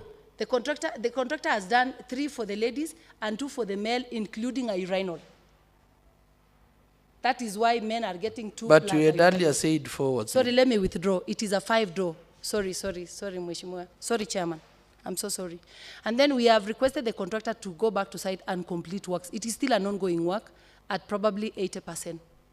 And then the problem there is that he roofed with a iron sheet that is not as per what was indicated in the bill of quantities. So it is actually short, that if it rains, it is going to damage the wall of the administration. So in short, that one is not a pollution block. It's a pit latrine. But by the way, Waziri, can you differentiate for better understanding of this committee the difference between an ablution block and a pit latrine? It is an ablution block. Ablution block, a toilet, all of them are the same. They serve the same purpose. Thank you for that. You answer the next question. The next question is regarding the difference between renovation and completion. For sure, we have Kabose about 320, and then we have Kapkenyoloi 850. So renovation and rehabilitation, all are works. Okay. They are works. All of them are works. Thank you, Waziri. Maybe before I allow Honorable Tarbe, he had a concern. Chair. And I think it is the same. I think honorable members, let us allow the next item to, because we still have a lot of items to cover. Honorable Chair, I asked a question. And Honorable, the people from ICT team, can you project Potopoto VCT? Yeah, before it is projected, Chair, I think I had the CEC mentioned that there is a standard. You said 4 doors or how many doors for record? Thank you very much. We have 2 doors for the, we have, probably Chair, not for me to have, I think I captured. Probably maybe if a certain VTC ablution block is required, probably we can present that so that we get to see at the bill of quantities what it is. You said there is a standard for the same. It is not the same. Previously we were doing a standard one, but currently it is totally different. So there is no standard for? No, it depends. Like if you look at the case of Potopoto, we allocated 500, but if you go to the terrain, the soil is very loose. So that toilet has to be built all the way from the excavation of the ground, all the way coming up. So a toilet in Potopoto is not the same as a toilet in Tegatia. Even in Duroto, the same, it has water inside. The water bodies, water surface is very, it is very loose. It collapses as it is built. So it is actually different. BQs are different according to specific localities. That is the pit latrine at Potopoto. And Chair, let the department. That is the ablution block. Chair, let them tell us the difference between a pollution block and pit latrine. I had asked that question, and Waziri said they are the same. So let us not go back there. So there was an issue that was raised by Honorable Maina that you have not answered, Waziri. Chair, come up again. What was it, Chair? Come up again. My question was, how do you, now looking at this and considering, and I asked all the 3 of you, each one of you, I'd like you to confirm to this committee, how do you feel, considering that you are so pretending over this kind of situation? How do you feel? How do you feel? Do you think it is justifiable for you to continue drawing hefty salaries from the county while you are supervising a state like this, what you've just seen? How does it make you feel? And do you feel that it is justifiable for you to continue in the service? Waziri. Thank you very much, Chair. I think we have tried as a department, and the resources are meager. Please, the question, how does it make you feel? It is giving me a challenge, and challenges are there to make us stronger, not to break us. So we are even going to work extra mile to make sure that we deliver effectively and efficiently. Thank you, Chair. CEO. I don't feel comfortable, Chairman, when I see such a stipulated condition of our ECD centers. But when I saw the teacher in one of the schools in the internet, that is actually, it is actually, when we talk of realia, it is, she was doing that one to show the children practical. Honorable Chairman, so, but I think the We witness... we are not talking on the VCT, Honorable. No, the Chief Officer, when I see a teacher doing you that, stick to the question that you have been asked. Honorable Chair, since it is my question, could I just... The witnesses, both of them, they are taking us for a ride. You realize, just hold on, we appropriate money. Yes. So for you to come here and tell us that you are happy to see Labotic, when the materials have not reached the students, I think you are taking us for a joke. Yes, it is true that the teacher is suffering, but that doesn't mean that's how it should be. Where is the money? Or where are the resources? But that's not the question. So don't take us for that kind of a joke. Don't take this committee that Okay, thank you, Honorable Maina. The Director. Maybe, Chair. Yes, Honorable Bitok. Let me also, I conga with Mheshimiwa Maina, and I also sympathize with our fellow CEO, Director, and the CC. They are my CEO, they are my good friends, and when they are in the field, they are very competent and very humorous, that they are very good people, that they can work. But now, in the field, Chair, what is the meaning of humorous? Is it what is making people not to work because they are becoming humorous in the field? No, Mheshimiwa. Honorable Member, sometimes let me indulge that it is a slip of the tongue. Yeah, Proceed. yeah. So, about Telabotic, maybe that is the direction of the CBC, because CBC now we cannot understand and we have not understood, so, but give them the material. And my advice is that you are taking us to the age of 1970s and early 1980. I didn't expect... Chair, it is good to make things straight because I know this is the House of Records. We visited the same ECD and asked the teacher and the school whether they have received any materials from county government. And the answer was no. So it is not a matter of saying CBC.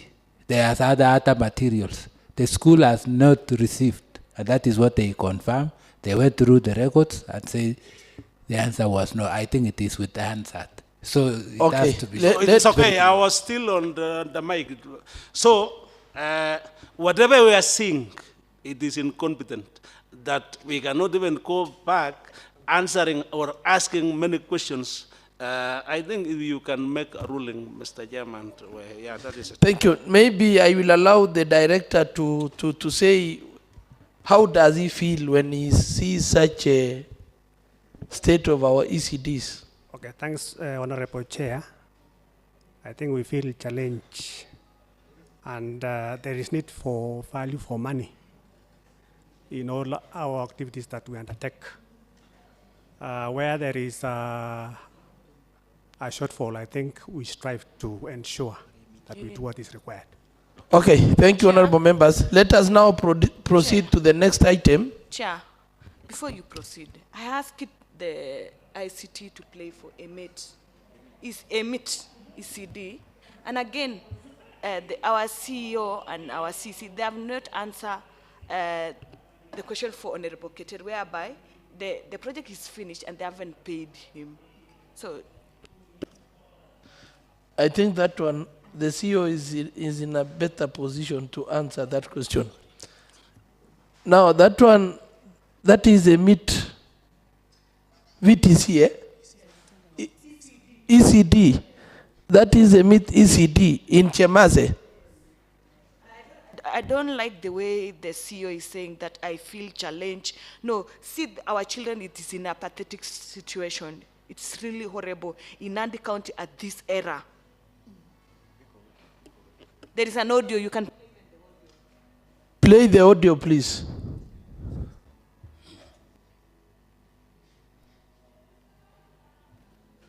Maybe, Honorable Chair, while they are playing the audio, could it be that they are overwhelmed? Maybe they can tell us that they are defeated by this work. Okay, sorry. Let us have the audio, the ICT team.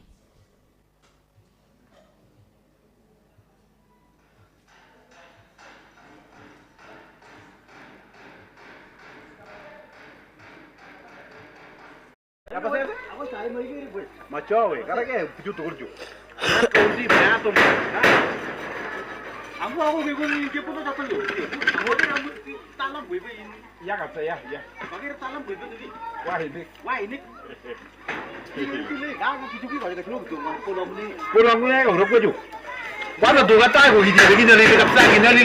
Kita mau dulu bagai kata tu dari saya pun juga. Karena udah nanti gini kita tu pun jadi. MC aku dulu.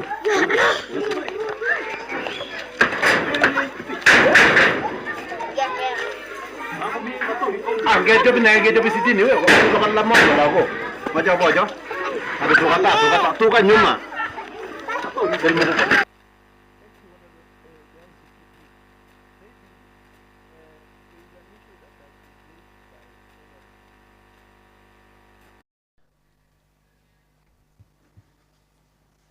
about your competence. Can I go, Chair?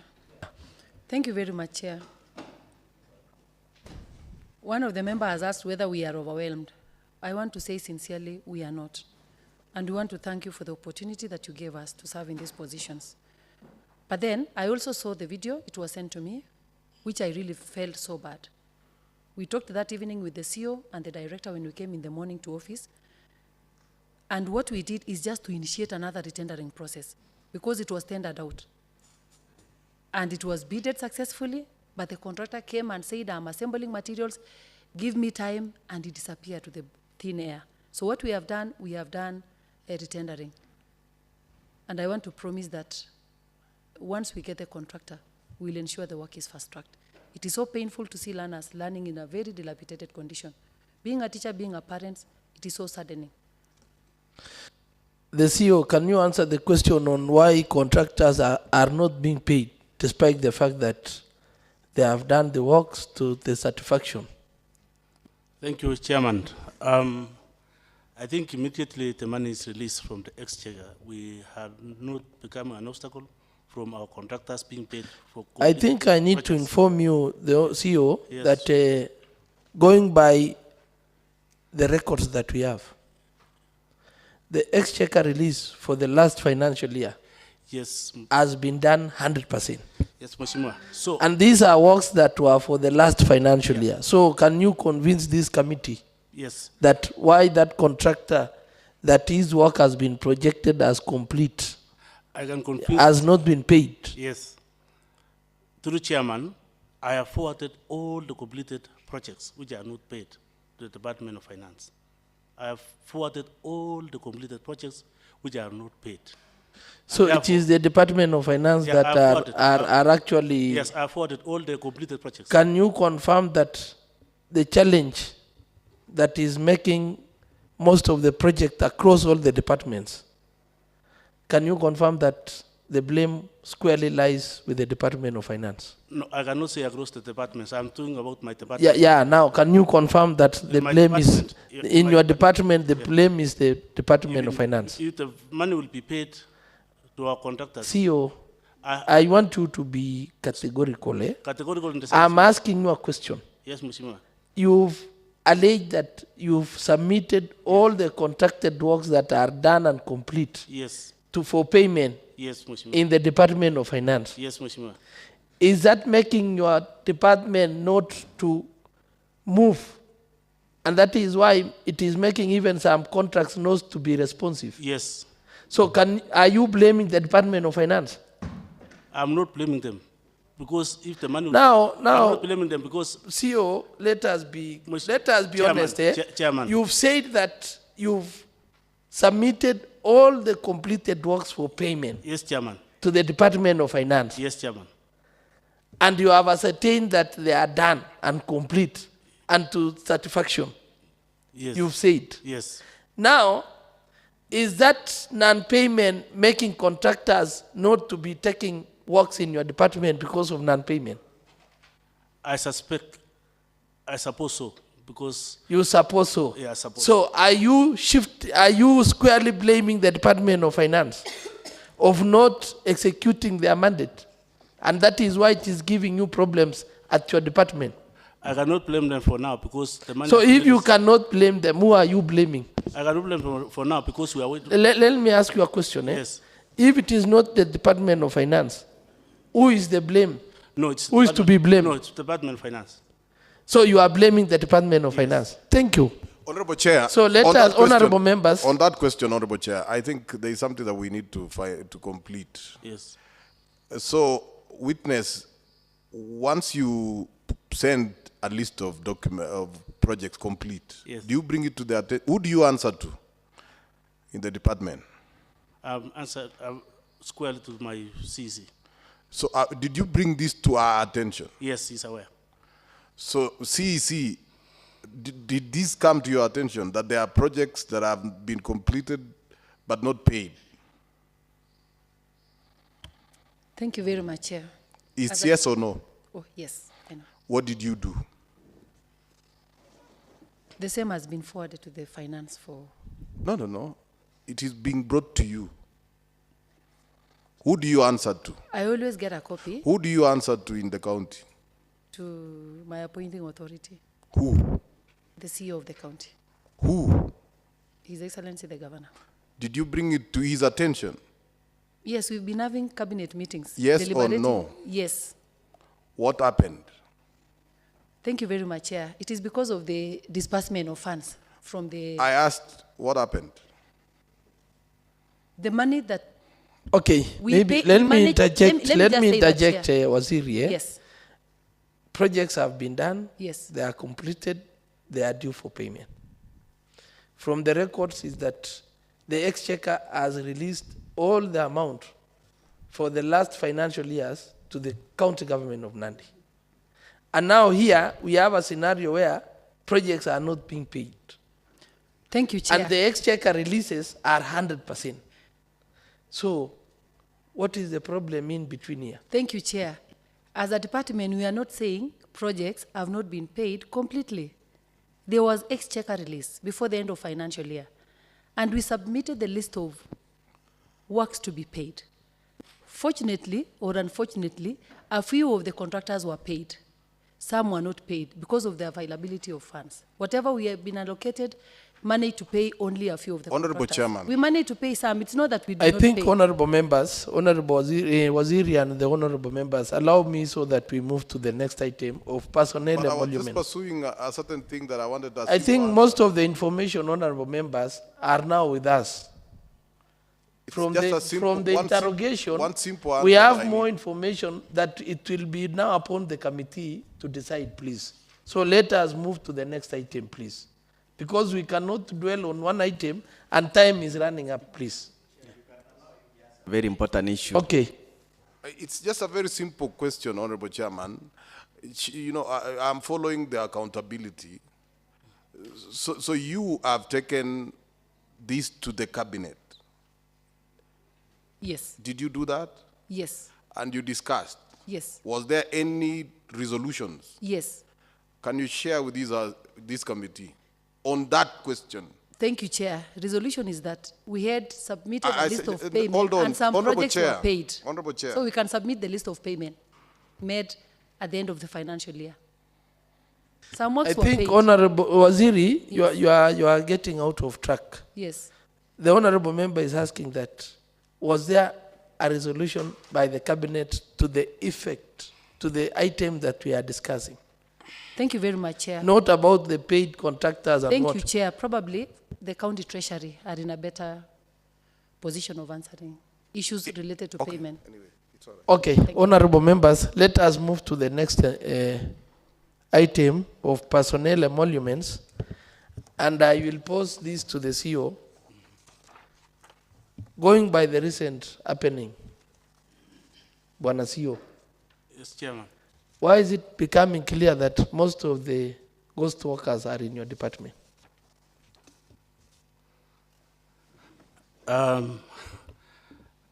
Through the chairman and to the honorable members, in my Department of Education and Vocational Training, I have 1,396 ECT instructors, including the directors, the audit. Bwana CEO, I've asked a question that why is it from the recent happenings? Why is it that your department is a destination for ghost workers? I don't have ghost workers in my department.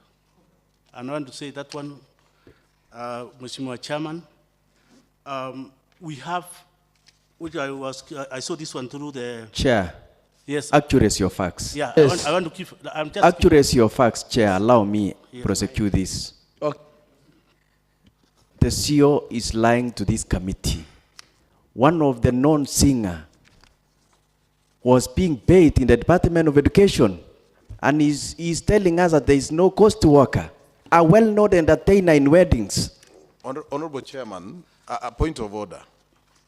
I think probably we could just allow the witness to tell us whether that person was being paid there. First of all, we don't care. If he lies to us, that's up to him. Let me still answer through the chairman. I'm not lying, Chairman, as the way... Was that singer in your payroll? No, let me just clarify. Let me clarify, Chairman. When it comes to payment and the payroll, it is squarely in the payroll department and the public service board. But in the list that I have, even last week, we have the ESCC who came to my office. I've given them the documents in my department. I don't have anybody. There is nobody called the chief education officer in my department. In my department, we have the CC. Bwana CEO, Let me explain. do you know the person that the honorable members are talking? I don't know. I don't know. You don't know this singer? I don't know. You've never come in contact? No. Anywhere? I don't know. I don't know. Even if he comes here, I don't know. I don't want to lie because I don't say I know somebody. Proceed. Yeah, so I want to say that I've never come across, those are actually the names which might actually be ghost to me because I don't have site names in my department. When it comes to people now here, we have in my department, people are seconded from, for example, the economist is seconded from finance. The accountant is seconded from finance. We also have the administrators. They are seconded from Department of Administration. So I don't have anybody who is a cost worker in my department. I have 6 assistant directors. 1 assistant director in Mosop, 1 assistant director in Jisumei, 1 assistant director in Mkwen, assistant director in Aldai, Nandi Hills, and Tindiret, making a total of 6 assistant directors. Okay. Yes. Now, what is the total amount for personal emoluments in your department? The total amount for Actual. I'm giving the actual. Yes. The actual personal emoluments for the financial year 2023-2024 is 271,367,216. Let me still repeat.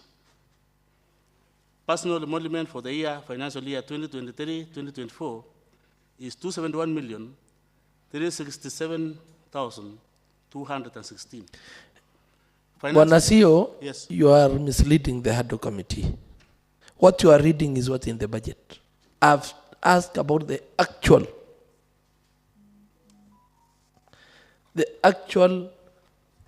amount that you as a department have used in personal emoluments. It is 27 million 492 442 for EDC per month. Do you have a schedule showing? We have a title. Please, can you hand over to the Sergeant at Arms? I'll hand over immediately after this. I'll hand over. Okay. Yes. So, now on personal emoluments, Yes, Mr. Chairman. why is it coming clear that we have some ECD teachers Yes. earning a lot of money, while we have others earning less and they are on the same job group? Thank you, Chairman. When it comes to the difference, the disparity in payment, one, we have ECT teachers who are over 56 years. They are in the same certificate course or in diploma course, but they are paid higher because they were put on job group when they are in that particular over 56 years. While we also have teachers who were employed in 2014, because of the increment that continues, he or she cannot earn the same salary with somebody who was employed in 2019. That is what brings the disparity. Number two, we also have ECT teachers who have gone to degree. And when we talked the other time, we have talked with the CS and the finance team so that we adopt the task force so that we can be able to put them in job groups, so that it will just to give everybody certificate, diploma, and degree in an obvious job group, in their respective job groups. But they will also not earn the same, because somebody who is in the same job group, but he or she has stayed for long, cannot earn the same salary as somebody who was employed the other day. Chair, accuracy. Okay, maybe I will allow honorable members to pose questions on the item of personal emoluments. I've listened Honorable to him. Bett. I've listened to him on matters of salary, and I'm shocked. He's mentioned that some are earning high salaries because of age. Yeah. Nowhere in the law, nowhere in any establishment where salaries are awarded based on age. Two, you will tell us why, and I don't know which constitution are you using. And if I can take you, I think Article 41 of the Constitution, if I'm not wrong. These are very serious grievances. I think Article 41, if not 37. Article 41 of our 2010 Constitution on labor relations. Article 41(1), every person has a right to fair labor practices for 2B, for fair remuneration, reasonable working condition. Bwana Chief Officer, yes, can you tell us and tell this committee and give us the backing of the law where salaries are awarded according to age? Two, you've talked of length of service, and I can disapprove you completely. You cannot tell me people who are in the same job, not in the same job group, people who are in the same qualification, doing the same job, in the same environment, with same entry point, are earning different salaries. How justifiable is that fact? Could you tell this committee of those two questions? One, based on age. Two, same qualification, different salaries. Let me explain what Mheshimiwa through the chair have said. Okay, before you explain. Yes, madam. I can still give one chance to a member so that you will answer all of them. If there is a member? Yes. Yeah. Again to CEO, kindly explain why some teachers are on permanent and punishable basis, yet no job group allocated and no clear scheme of services. Mosby? Over the years, and maybe the Waziri and the CEO can confirm this, we've had teachers exiting the service through natural attrition. And for as long as I remember, they can tell us when was the last time replacements were made. If they've not been made, what could be the reason as to why replacements have not been made over time? And I am hoping, Chair, that the reason should never be to do with the public service, because the governor has been on record saying that it is well constituted. So why haven't the ECD teachers been employed over time? So I think you can now answer all the questions. Yeah. First, when it comes to,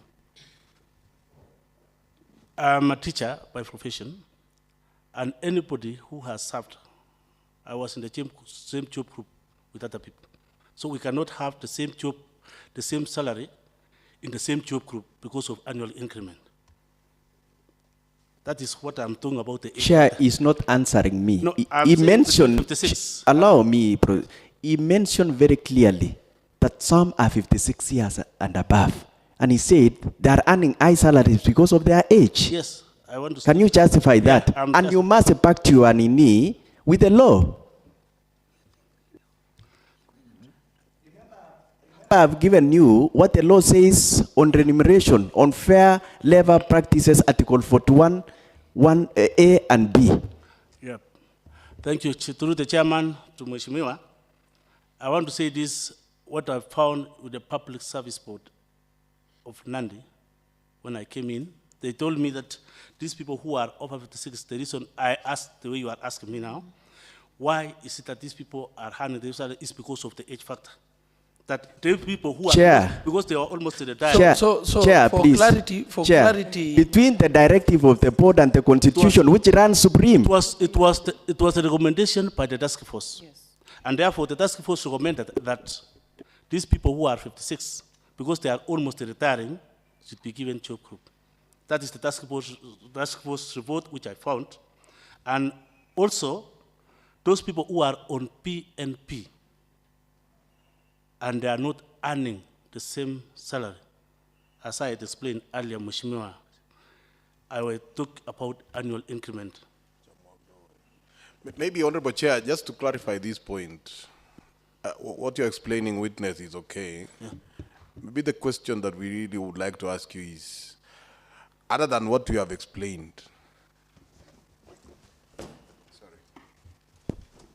sorry about that, other than what you have explained, are there instances, to the best of your knowledge, where people are of the same qualification, same age, or similar rank are paid differently in your department? Yes. To the best of your knowledge? Yes. I have only one case scenario of one teacher who is not a teacher. A teacher who is not a teacher? Yeah, he's not a teacher, caregiver. He's not a teacher now because when we called him, he told me that, in fact, we have removed him because he was in a clerical. So he was put on the clerical. That's why he was earning higher salary. Well, I don't understand. Okay. Okay. Yes. And then number two, we have such scenario in my one incident which I've witnessed, only one. So that's the only one? Yes. What is the difference? Just tell us quickly in terms of salary. I don't know the difference. You know, when it comes to that one, when it comes to basically Mheshimiwa, that one is somebody's personal, I cannot assess. So I don't Chair, know. I think the Honorable CEO, yes, you are trying to hide some information. You are the accounting officer. I'm not hiding anything. And there is no way you cannot have information about your department. I cannot hide anything. I can't. Chair. So how did you know that this personnel that you are talking about is earning a higher salary without you seeing on the figures? How? And Chair. Yes, Honorable Pete. You know, I was on this point. Yeah. Can the CEO tell us, and I want you to listen very carefully, don't you think awarding somebody based on age is a total violation of the Constitution, yes or no? By age? Yes. Whereas the law says, it's very clear, you should not discriminate anybody based on age, color, race. There must be fair remuneration. That is the Constitution of 2010, Article 41. Don't you think where you sit, that indeed there was gross violation of the Constitution on award of salaries based on age? I want to say this. Whether there was a directive of the board or what, I'm just asking, don't you think there was total violation of the law? Yeah, it was violation. So you agree that you violated the law? You've abated in violation of the law, right? Yes or no? I did not violate the law because... You are saying you are acting on directive of the service board to award salary based on age, which is a total contravention of the law. Yes or no? I'm not saying public service. I'm talking about... Honorable CEO, Chair, it is a yes or no? Let me clarify something, Honorable Member and the CEO. Yes. You know you are on record. Yes. So any statement that you utter is already captured and it is on record. Yeah. So I'm talking by the answer of the House. Yes. So if I'm not wrong, you have admitted that the directive by the service board was a total violation of the law. You have admitted that. I'm talking about the no, task you force. say the task force. Yeah, the task force. I'm talking about so it was a total violation of the law. The task force report. Yes. That recommended that you remunerate based on age. No, it was not old age. It was only 56. Those people who are... Chair, whether 56 or even 20, yes, it was a total violation of the law. You are admitting that? I cannot admit that because I'm not a lawyer. I cannot just say that. You have been read section 41 of the Constitution. Chair, this is a clear Honorable Member, you have been read section 41 of the Constitution. Yes. Is that not violation of the law? It is. So you are admitting that it was a violation of the law? It is. So you abated violation of the law? Yes. Thank you. Honorable Chairman, so that we move from this point, maybe Honorable, maybe witness, are you the one who was to implement? No. Who was to implement? It is First of all, the directive that you're talking about, where is it? Have you shared with this committee? No. Could you do that? But then now, as you are are you the one to implement or it was the government? Maybe the CEC can help us. Did you also become aware of this? Thank you very much, Chair. Were you aware? Yes, I was aware. How did you find it? Was it okay? Chair, can you allow me to give background? No. Yeah? No background. Just tell us you received a report. It says pay according to age. Yes, Chair. Thank you very much. Did you find it okay? Yes, you realize 50 years were moved from contract to P&P. They are still within the... So it was only 50 years just based on age only? Let me just explain, Chair. No, just let's put it there. Okay, Honorable Member. We consulted, I was among the people who were seated in that task force team when we were making recommendations. I was a chief officer then in education and vocational training. And what we did, we consulted relevant laws, policies, regulations, and human resource management. The task force comprised of various people from various sectors. And those were the recommendations. We consulted relevant laws, policies, and regulations. So they were perfectly okay? Yes. And you stand with that? Yes. And the county government also did the same? Yes, because we started implementing the task force recommendation. Okay, that's fair enough. Okay, let us proceed. I have a question. Honorable Tarbe. Yeah, now from the time the CEO and the CC came to office, have they made maybe requests to the public service for additional maybe workers like ECD teachers initiated from the department, and what's the number of the same? Now, we, through the chairman, we have requested through the CS to the Public Service Board for replacement of teachers who have retired through natural attrition and those who also have retired. So we have requested. Kindly through the chair, let the CEO use the mic properly. Okay. I'm saying that we have requested for replacement of teachers who have retired. Maybe for the 2 financial years, what is the number of the employees you have requested for? Let me keep my... Okay, thank you very much, Chair. Allow me to answer that. CEO has made several communication to that effect for replacement and even recruitment. But because we never had a budget for recruitment, we did replacement requests. And ECD teachers who have exited service through natural attrition are 34 in number. Then for the vocational training instructors, there were 7. Currently there are 8, because one from Capital Vocational Training Center moved to Kaiboi, TTI. Thank you, Chair. Will they be able to submit maybe those requests? Yeah. Can you give and a follow-up question? And to date, your request Yes. for replacement, Yes. has it been implemented? No. Another question. Since they assumed office, were there staff that were kind of seconded to your department, which maybe you didn't make a request for the same, like a staff is posted to your department without your requests, or kind of from the public service board, like a deployment or something? I think the people, the members, the employees who are actually deployed to my department are very key to my department because they were from finance. Like, for example, procurement, accountants, the fund manager, all of them are domiciled in the finance department. So, are you able to maybe to confirm maybe the total number of and maybe documents on the same? I have. Okay. Yes. And maybe through the when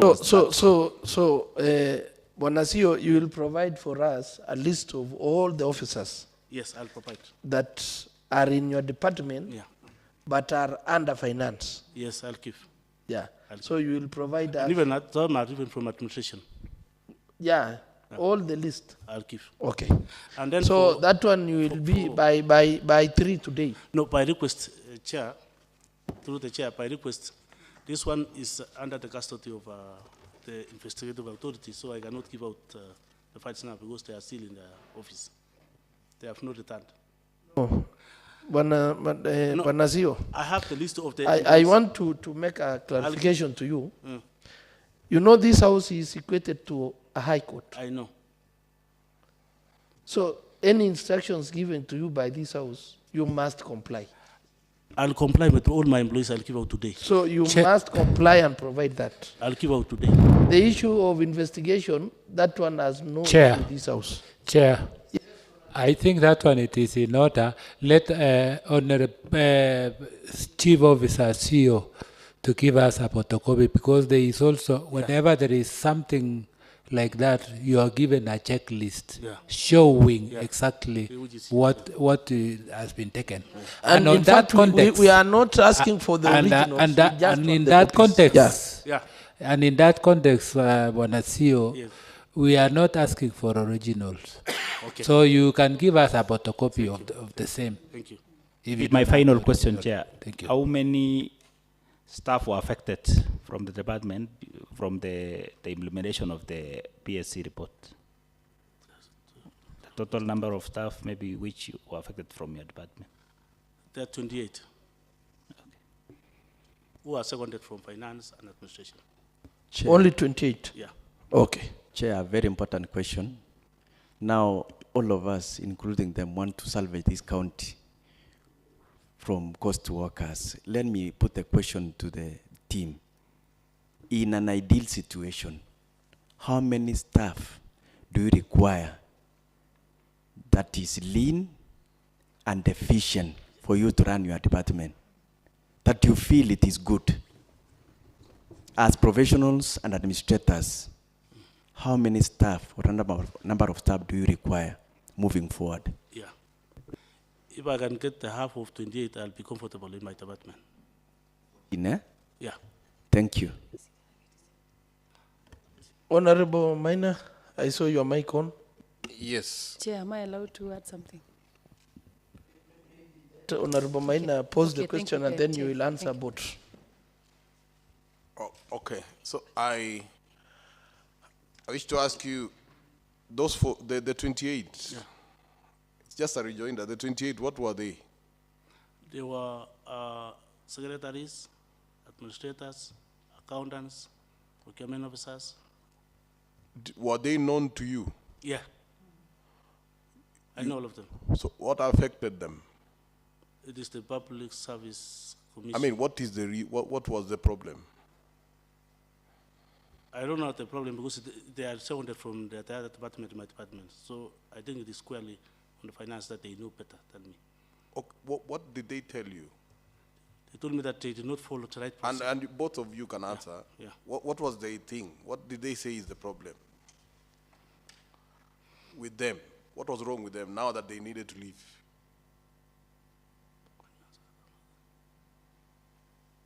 If you don't know, you can say, I don't know. Okay, I would be satisfied. So thank you very much, Chair. We are all aware that there are staff who are outside now. They are not working with us in the county. Simply because Public Service Commission. Kindly use your mic. Use your mic. Thank you very much, Chair. We are all aware that there are staff who are outside now. They are not working with us. Like 28 members of staff from our department are not there. They were affected by the audit carried out by the Public Service Commission beginning March. And as it is now, there was a communication to that effect that if an officer was working and did not come through the rightful way of getting an employment, they were given revocation to that effect of their letters. What is the rightful way? Just tell this committee quickly. Thank you very much. The rightful way is that a department identifies a need, that they want to recruit probably a secretary, and when there is budget to that effect. And then CO writes to the County Advisory Committee to be deliberated upon, and then sends to the Public Service Board where an advert is drawn, shortlisting, interviews, then the officer is posted to the department and the chief officer deploys. So these ones did not follow that route. But to that effect, Chair, these are staff who have been working in the department for a very long period of time. You wouldn't even know when they were employed. Chairman, Chair. Waziri, before I give that- to the Honorable Yes. Ketere, you agree with this Honorable Committee and the Honorable House that employment procedures were not followed? And that is why we have the crisis currently. To that effect, yes. Thank you. May I Chair, just Chair, finalize, Chair. please? May I Chair. finalize? Yes. Okay. Sorry. Chair, I would want to know from the CEO, what role does it play in terms of salary? Does it mean he's not the one who normally signed for the workers within the Department of Education? What is the role the CEO normally plays in department regard the workers? Thank you, Honorable Keter. Maybe let Honorable Minor pose the Yes, same I question just wanted so that we to can- finalize by saying, so whose responsibility was it, and where was the lapse? So among all of you, what was the lapse? The two questions: whose responsibility and where was the lapse? Now, let me answer through the chair to Mheshimiwa Keter. Mheshimiwa, my role as the chief officer is in charge of human resources in my department, and therefore I usually get every day we have looking in and looking out of my staff, and I also get statistical data analysis from the field of my ICT teachers and instructors from the VTCs. So my work is to know the number of employees in my department. The payment squarely lies in the payroll, and employment lies with the Public Service Board. But with me, my work is just to make sure that I have all the stuff which I found when I came to the department, and if needs be,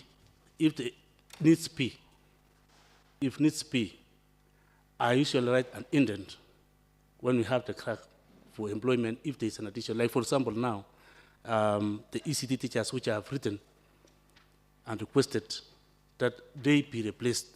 Because in our department we have almost four. We have schools without ECT teachers, schools with one ECT teacher, schools with two ECT teachers but with high enrollment, schools at the same time also who have teachers who have retired, and we also have schools with 3 teachers who are also having high enrollment.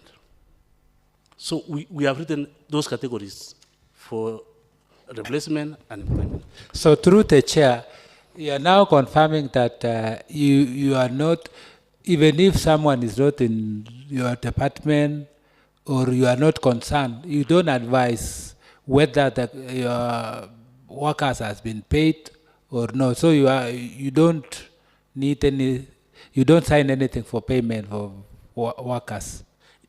No, I don't sign anything for the payment. I don't. Yours is that to see whether they are working or not in the but field. Payment, no. You don't do anything. No, you I don't sign. I don't sign. So what happened for those ones that are not coming to work? How do you recommend? How do you give them, or you just let it? I can stay at home and still be earning, calling myself I'm working in the Department of Education. That is still okay to you? No. You have no part to play. I have a part to play. That's why I'm saying I should make sure that for information, I've been going to schools to check whether teachers are in school or not when I'm coming before I even report to my office. So to make sure that these teachers are working. I usually go to schools. I've gone to almost 50 schools. So are you sure all of them have been working? Do you normally find them in working place? Sometimes we have returns, which I cannot say it is 100%. So in that case, whenever you get them, what do you normally do in case there is a disciplinary case like that? We have the department crack before we go to the county crack. Okay, maybe we have yes. the concerns from Minor that were directed to both of you, and maybe on addition, Waziri, I know before you became the CEC Education, you were once the CEO Education, and you were once the CEO Administration. Out of these employees that have been affected with the current crisis, how many of them did you aided? You personally, yes. Again, Chair. Again, Chair. You are the CEO Administration.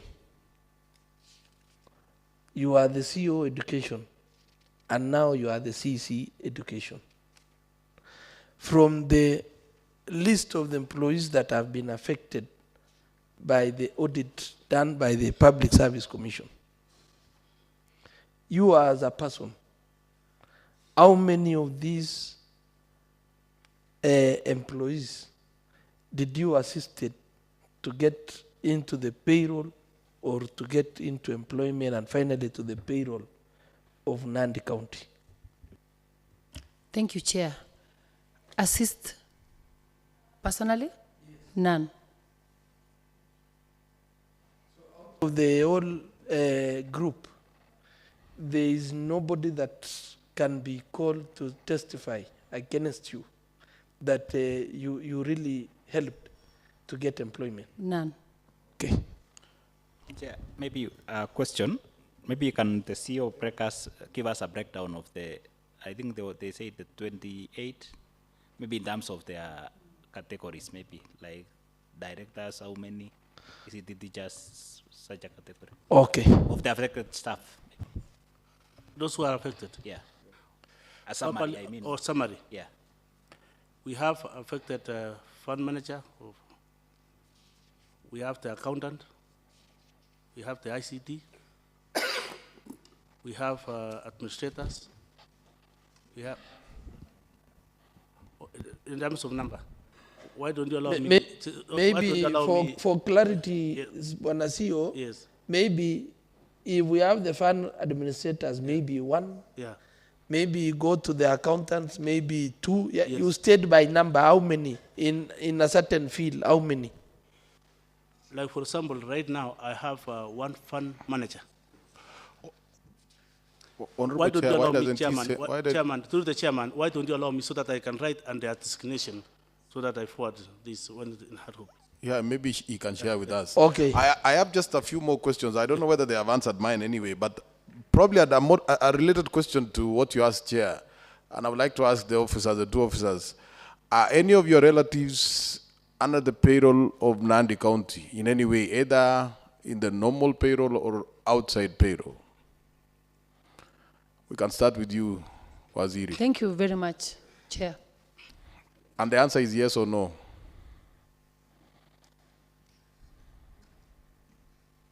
Do you have any relatives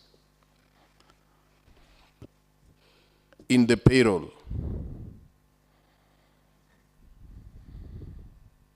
Extended families, yes. Waziri, the question is very specific. We are not talking about any extended. The question is, do you have any relatives in the payroll of Nandi County? Yes, I do. Thank you. Yes. Okay, could you just say who those are? I have some of the ECT teachers. And okay, that's yes, fine. Yes. Maybe, so that we don't go into detail. Oh, no, that's let okay. us, I've left it. Okay. I've left that. What about the CEO? No, I don't have any relative. No relative. Unless in both of the you? ECD, I have only one. Yes. Okay. Yeah. Both of you, are you in any other payroll other than the normal payroll? No.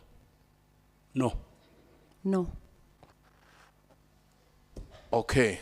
So if it was found that you are in a payroll, you would confirm today that you are not anywhere No. in any payroll at all. No. Yes. That's very nice. Now I have some questions that have been posed to me by ECD teachers, Honorable Chair, and I wish to pose to the 2 of them. There is this question of, first of all, the special salary. Why do you continue paying the special salary when there is a structure? And calling them caregivers instead of being teachers. And so that quickly, and then you will answer all of them. There is the union. Is it true that you have denied them and you actually blocked their chance to be in the union? Is it also true that you've been intimidating them? Could you then finally tell us something about whether there is a school feeding program? Tell us about it. And then finally, and this is not probably today, I would like you to, through the Honorable Chair, just an indulgence, for the CC to share with this committee what she thinks an ideal ECD center should be like. Just share with us maybe something that in your mind, what it should contain, other than what we saw. Thank you, Honorable Okay, Chair. thank you, Honorable Maina. Maybe I will allow Honorable Bridget so that My question both questions can be answered. Okay, thank you. My question goes directly to CEO, and he needs to answer me in yes or no. Use the mic, Mheshimiwa. Okay, sorry. My question goes directly to CEO, and the answer should be yes or no. Do you, in a position, sign the salary for the staff? No. Honorable Bit. Chair, I have one question to the 2 officers on matters welfare of ECD teachers. Article 37 of our Constitution allow any person to join or picket in trying to get their rights. Have you at any time tried to intimidate any of the ECD teachers in trying to pursue for their justice of getting better salaries? Have you at any point in time, intimidate people who are picketing for their rights, especially on salaries? Just need an answer, a yes or no. Maybe because that one is a direct question, can you answer that one, yes or no? No. Waziri? No. Thank I you. will not do. Posa? Thank you, Chair. I also want to ask Wasiri and CEO, did you know that you have a cost worker in your department? Or cost workers in your department? Yes or no? No. No. Maybe I will allow my vice chair to put a question. Okay, my question is that what are the minimum requirements for an ECD teacher? And then on top of that again, are you aware that in some ECD centers, the enrollment have just gone down so much that you find the 2 ECD teachers even are underutilized? And what action have you taken? Okay, so maybe I will allow the team to respond to the issues that have been raised by the honorable members, and starting from the issue raised by Honorable Maina, the CC, please. Thank you, Chair. The first one is special salary. Why we call the teacher salary special is that a task force report was formed to look into the ECD teachers' remuneration. And it was actually to look at the terms of service and remuneration for ECD teachers. That is 2022. I was among the members. And what we did was we actually developed URs first of all, and then we were to make some of the recommendations to the county government of Nandi.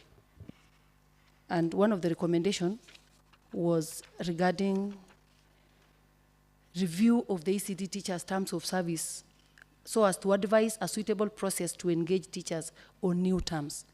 We had actually given teachers P&P, but we wanted to look at how are we going to engage them in better terms. Number 2, we were to benchmark with other sister counties to look at best practices, how they were doing their things. Then number 3, we were to recommend realistic, commensurate, and sustainable remuneration for the ECD teachers. So what we did after consolidating the task force report, there are proposals which were made to that effect that we were to implement. Point of information, Chair. Think, Honorable Keter, I will not allow, let us allow the CC to finish. There is something that we don't understand, Chair, and it's just explaining now. That's why we are forced to. What is the information? What improved that task force, Chair, so that we can read from the same page. And also, we should also have the names of people that they were in that task force so that it can put us exactly in the same page, Chair. I think... Chair, there was communication to that effect from the Council of Governors, advising county governments to look at the ECD structure regarding salaries and their terms of service. And the advisory was every county to implement as per its fiscal availability. So what we did before we implemented the scheme of service was to sit down and look at the better option of actually implementing the scheme of service as per given out by the Council of Governors.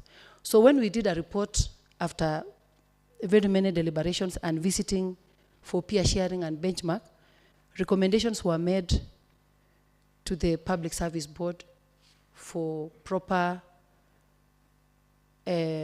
placement for these particular ECD teachers. They had been given P&P, which was so amorphous, it was not actually describing anything. But when these particular teachers got these particular letters, the ECD teacher was earning 10,000 at that time for a certificate holder. For a degree holder, for a diploma holder, it was 12,000. For a degree holder, it was 15,000.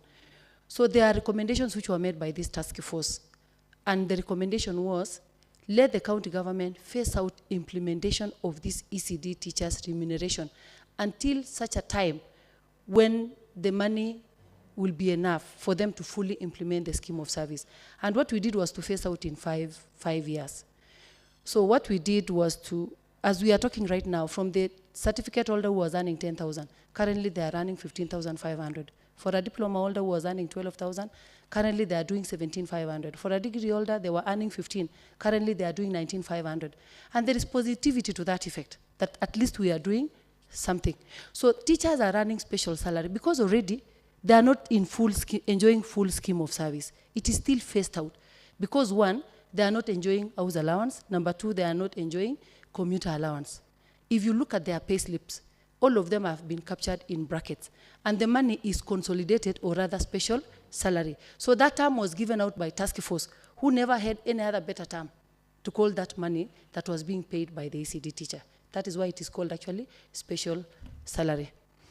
And then the word caregiver, you remember during devolution, it is only TSC. Maybe if you will allow me to interject you, Waziri, there was the CBA that you signed with the ECD teachers, if I'm not wrong.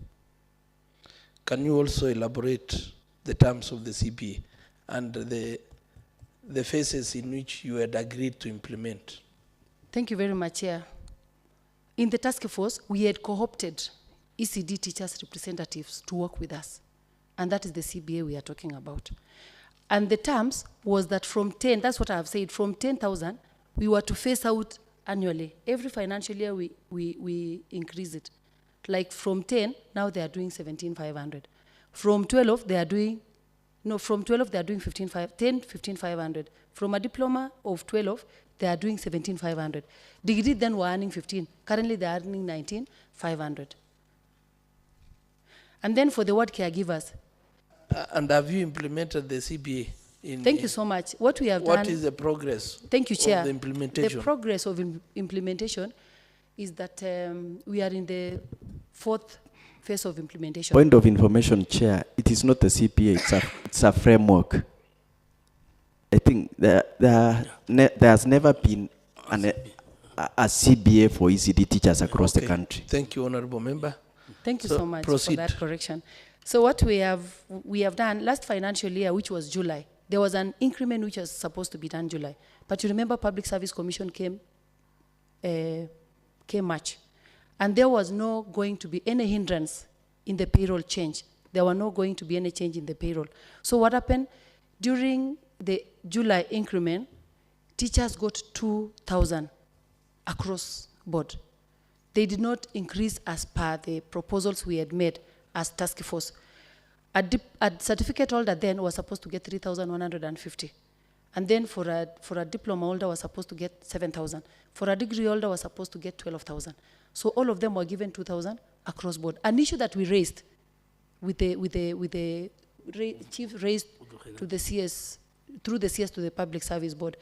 But it is actually because of the audit that was ongoing from the Public Service Commission. But then what we have done is that we've had a meeting with the Treasury.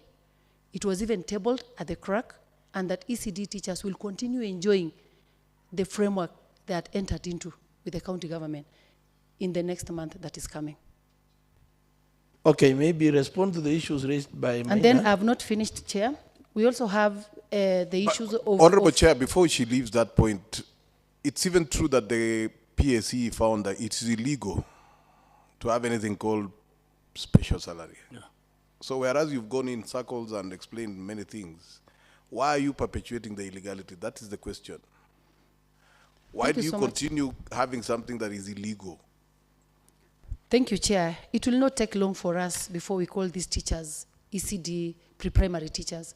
Once we have implemented the scheme of service fully, June 2026, automatically they are going to get into job groups, and the special salary will get out, the caregiver award will get out. We are going to call them pre-primary teachers. Kindly bear with us.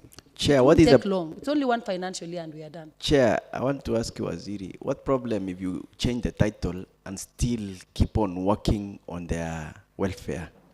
Or rather their... For caregiver, through the Chair. Thank you so much. You remember caregiver, it is not us who really formulated the word caregiver.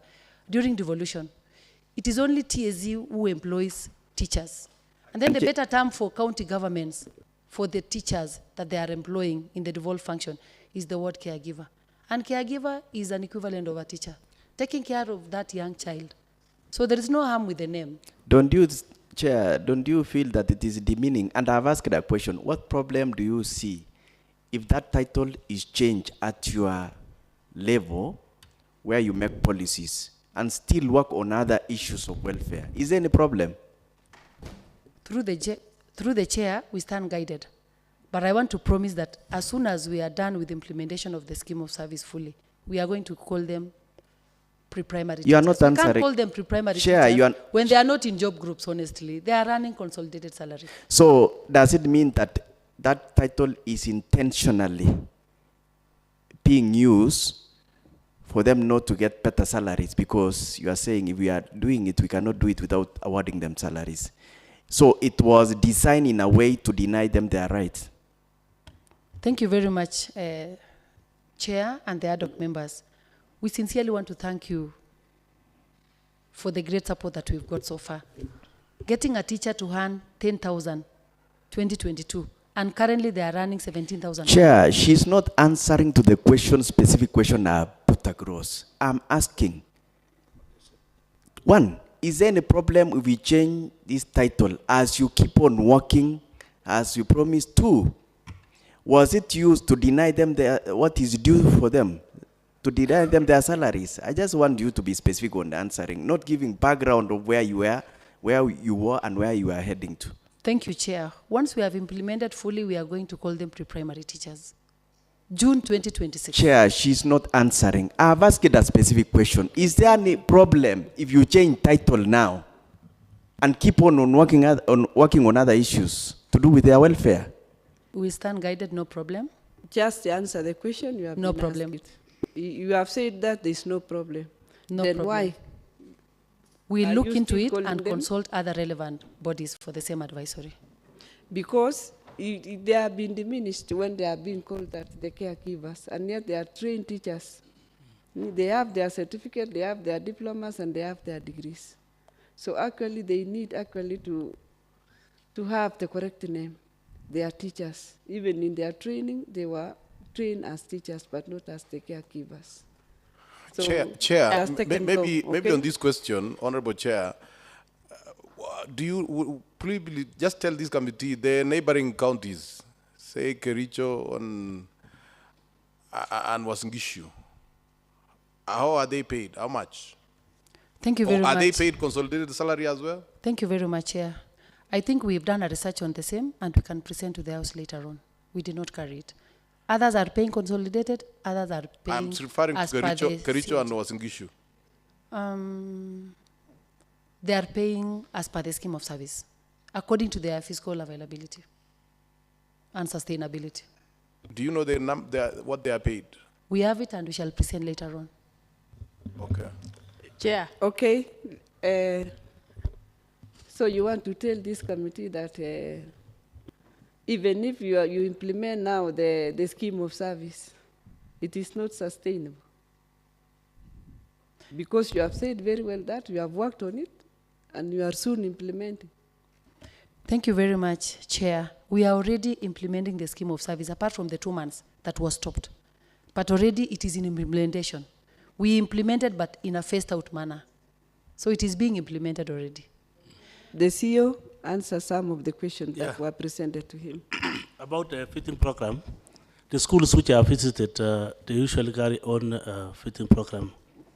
And this one is not, it's a program that some schools do stay up to evening. So they have implemented fitting programs so that they extend their learning lessons from afternoon to late at around 2 to 3 there. So we have schools, almost 3/4 of the schools in Nandi County, they have their own fitting program, ECD. And then when we talk about the minimum requirement of an ECD teacher. Chair, Honorable Chair, I do not wish for them to give the answer right now on that ideal. I just requested an indulgence of the chair that present to us what you think an ECD, an ideal should look like, and then share with this committee so that when we go to write our report, we can include in our recommendations. So just give us what you think.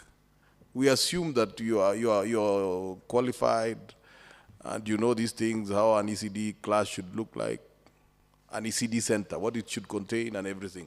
But I do not want you to describe right now. Okay. Okay, the honorable member is just asking for the program that cut across all the ECDs. Yes. Okay, something which is affordable and it can cut across so that we don't have other ECD centers doing this and others doing this.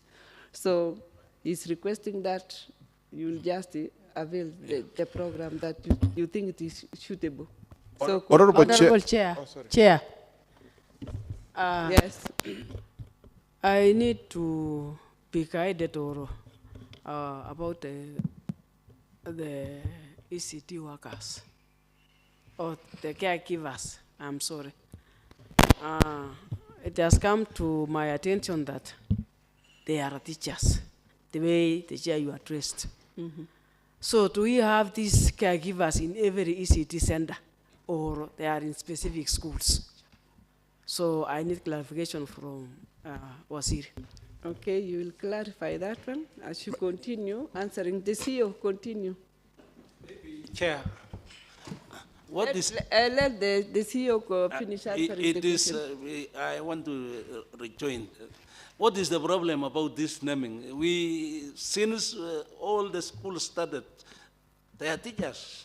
What is it? Does it need a law for them to be called teachers? Okay, just answer the question that had been posted. Okay. And then you can go to... Through the chair, I think before I even came, there was a case between the Council of Governors and the Teacher Service Commission on this issue.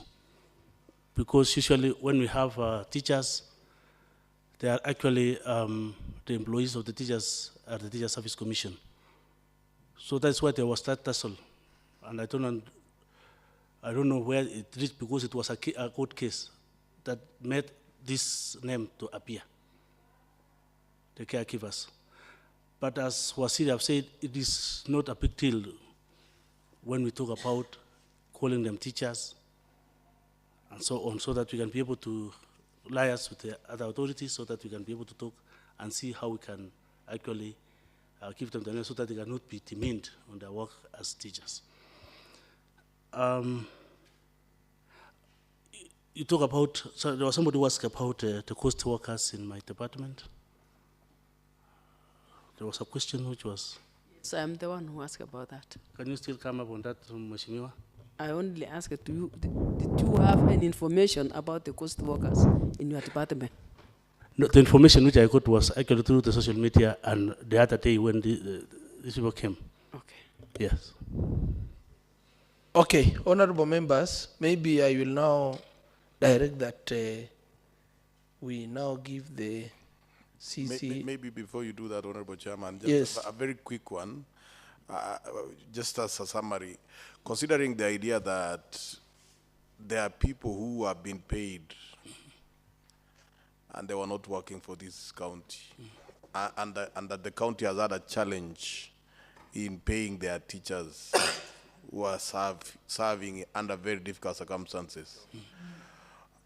What's your own feeling, considering that you sit at the high levels and that you have been present when people who are not working here drew salaries while the teachers who are actually working cannot get a scheme of service?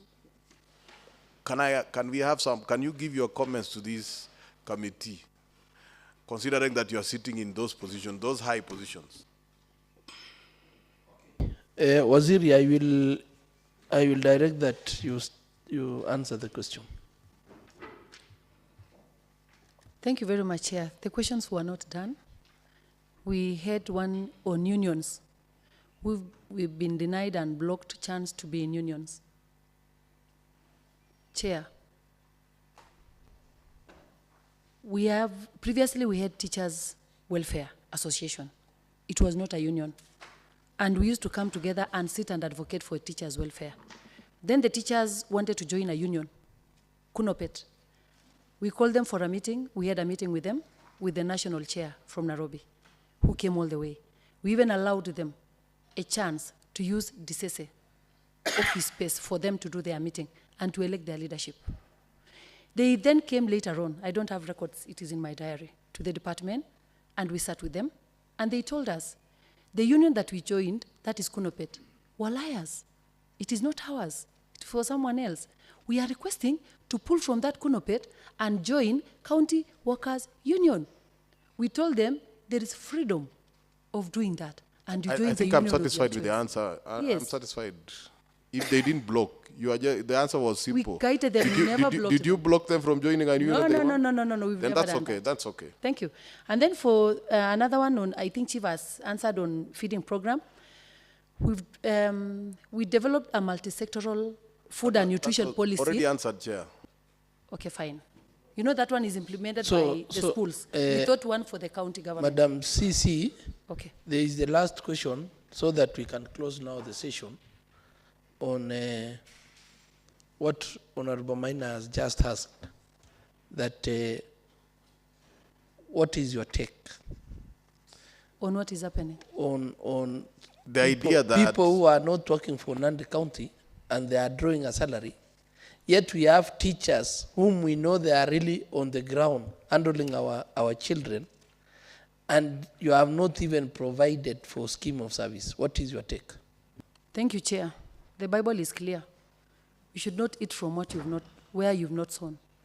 So I think it is very wrong. It's an illegality, and it is being dealt with by other investigating agencies. And once it is done, we'll get to know the way forward. Honorable Chair, could she clarify, do you consider yourself part of that problem? No. Who do you think then was the problem? As a And I would like department- to draw your attention to your constitutional role.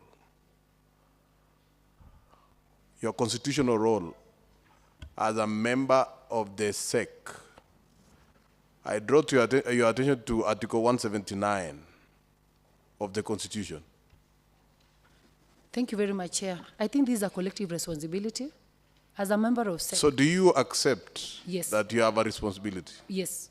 That there might have been a lapse? Yes. Thank you. Thank you, Chair. Bonasio? Yes. Okay. Through the chair, I don't think I'm comfortable with somebody earning salary through my department, which I don't know, and there's teachers who are actually suffering. So, okay. Yeah. Thank you. So Thank you. Maybe I will give you one minute to give your closing remarks. Chair, before we close, we could allow the CC to tell us something about our VTCs.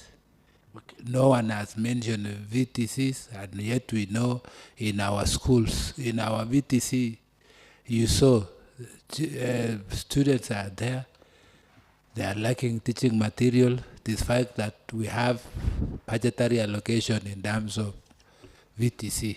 And before we close, what could be the problem? Yes, Chair, I can add something on the VTCs. There is the capitation funds. Where did it go? Because the VTCs now are on their knees because they are unable to run just from the bursaries and the payments. You realize that most of these VTCs are attended by youth from a background that is challenged. Now, currently, the capitation funds are not being given. Then, there is a trend, more or less across all the departments of this county, that projects are or rather the structures are made, or rather they are developed, then utilization.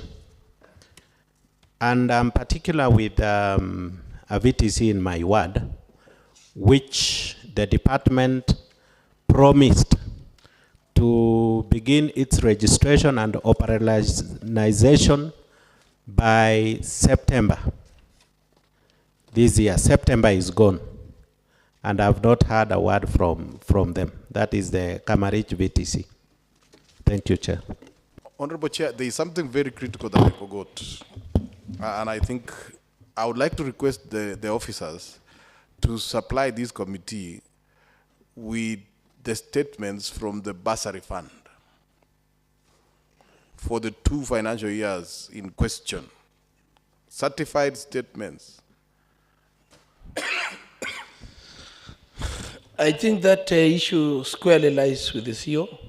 Lastly, Chair. And I direct that before end of business today, you supply the bank statements on the bursary fund. Lastly, CEO. Chair. Yes, Madam Professor. I have something to ask you pertaining to bursaries.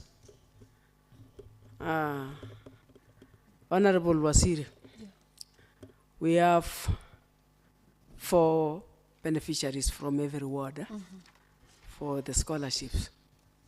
If at all these students will not do well, maybe some of them in the academics, will you still allocate funds for those students to continue? And yet you will see that there is nothing which we will achieve from those students. What can you advise us about those students? Thank you. As you wind up, Waziri, I want to close the session.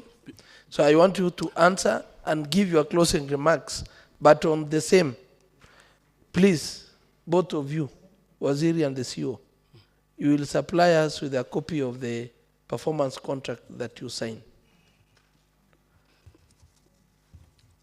So maybe, Waziri, you will react to the issues raised by the honorable members and at the same time give your closing remarks.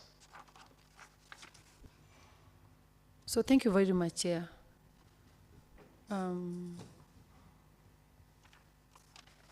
the issue relating to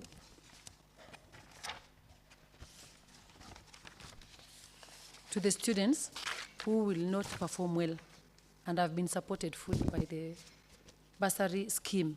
It is bursary scheme, not bursary fund, bursary scheme.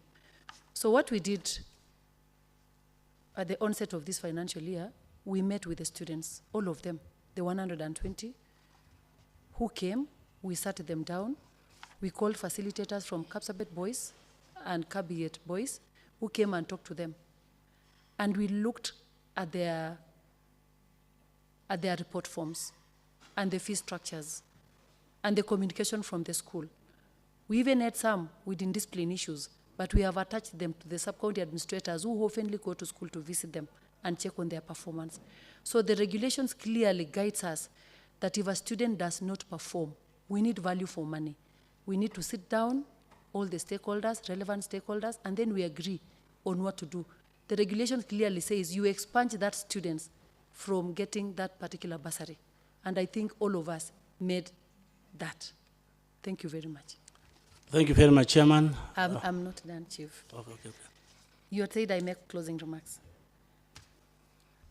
So I want to say that I take this opportunity to say that for the capitation grants questions that we've been asked, I think we have the request that we had taken to finance for payment of the same, and I think we can live with the committee. When was the request made? We have made several requests. So you can also supply the same Yes. the same documents? Yes. For us? Yes. Yeah. Yes, thank you. Because I've been following up this matter very... Thank you. So, Chair, let me take this opportunity to sincerely thank this Honorable ADO Committee through the Chair for the immense work that you've done, the very many questions. It's a challenge to us, and we want to promise that we are going to put our best foot forward to make sure that as a department, we work effectively and efficiently. Thank you very much for your time and listening to us. Thank you. Thank you. Thank you very much, Chairman and honorable members. I'm so happy the way you have handled these issues. And as a person, I'm requesting through you, Chair, to Mheshimiwa Maina, that my fund manager is affected, and I'm requesting that when she comes back, I'll be able to give out a statement that we said, and I'll request through the finance. Chair, through the chair. Honorable CEO. Yeah. Bwana CEO, Yeah. I refuse. Okay. Let me do this. You are the accounting officer of the department. I'll apply like yesterday. I'll apply, Chairman. In I'll fact, now I'll apply right now to the manager.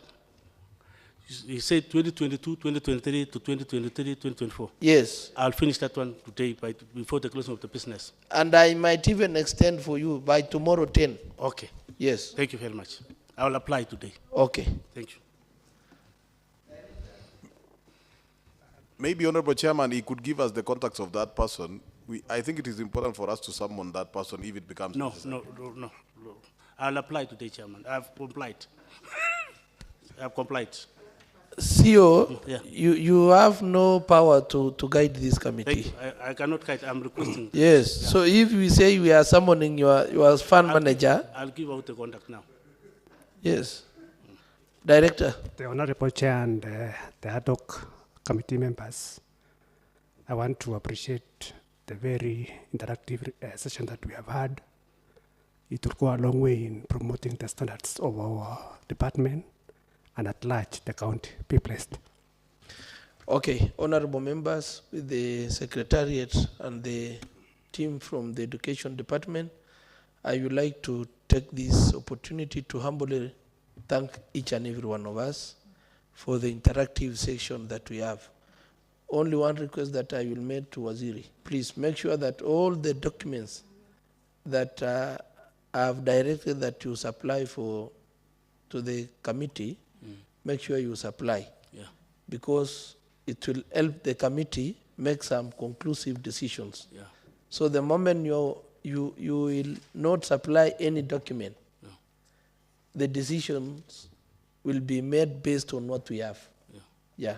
So make sure all the documents are supplied, and latest tomorrow 10 o'clock. Thank you. Thank you, Noted, and Chair. may you be blessed. Thank you, I now direct the Sergeant at Arms to answer Waziri and our team to usher. And any document that I had requested that you leave with us here, please don't get out with that document. The file,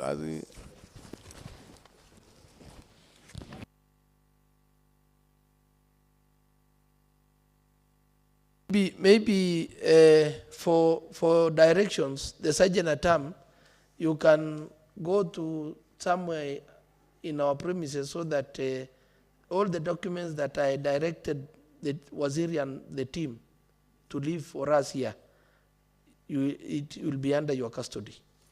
Okay.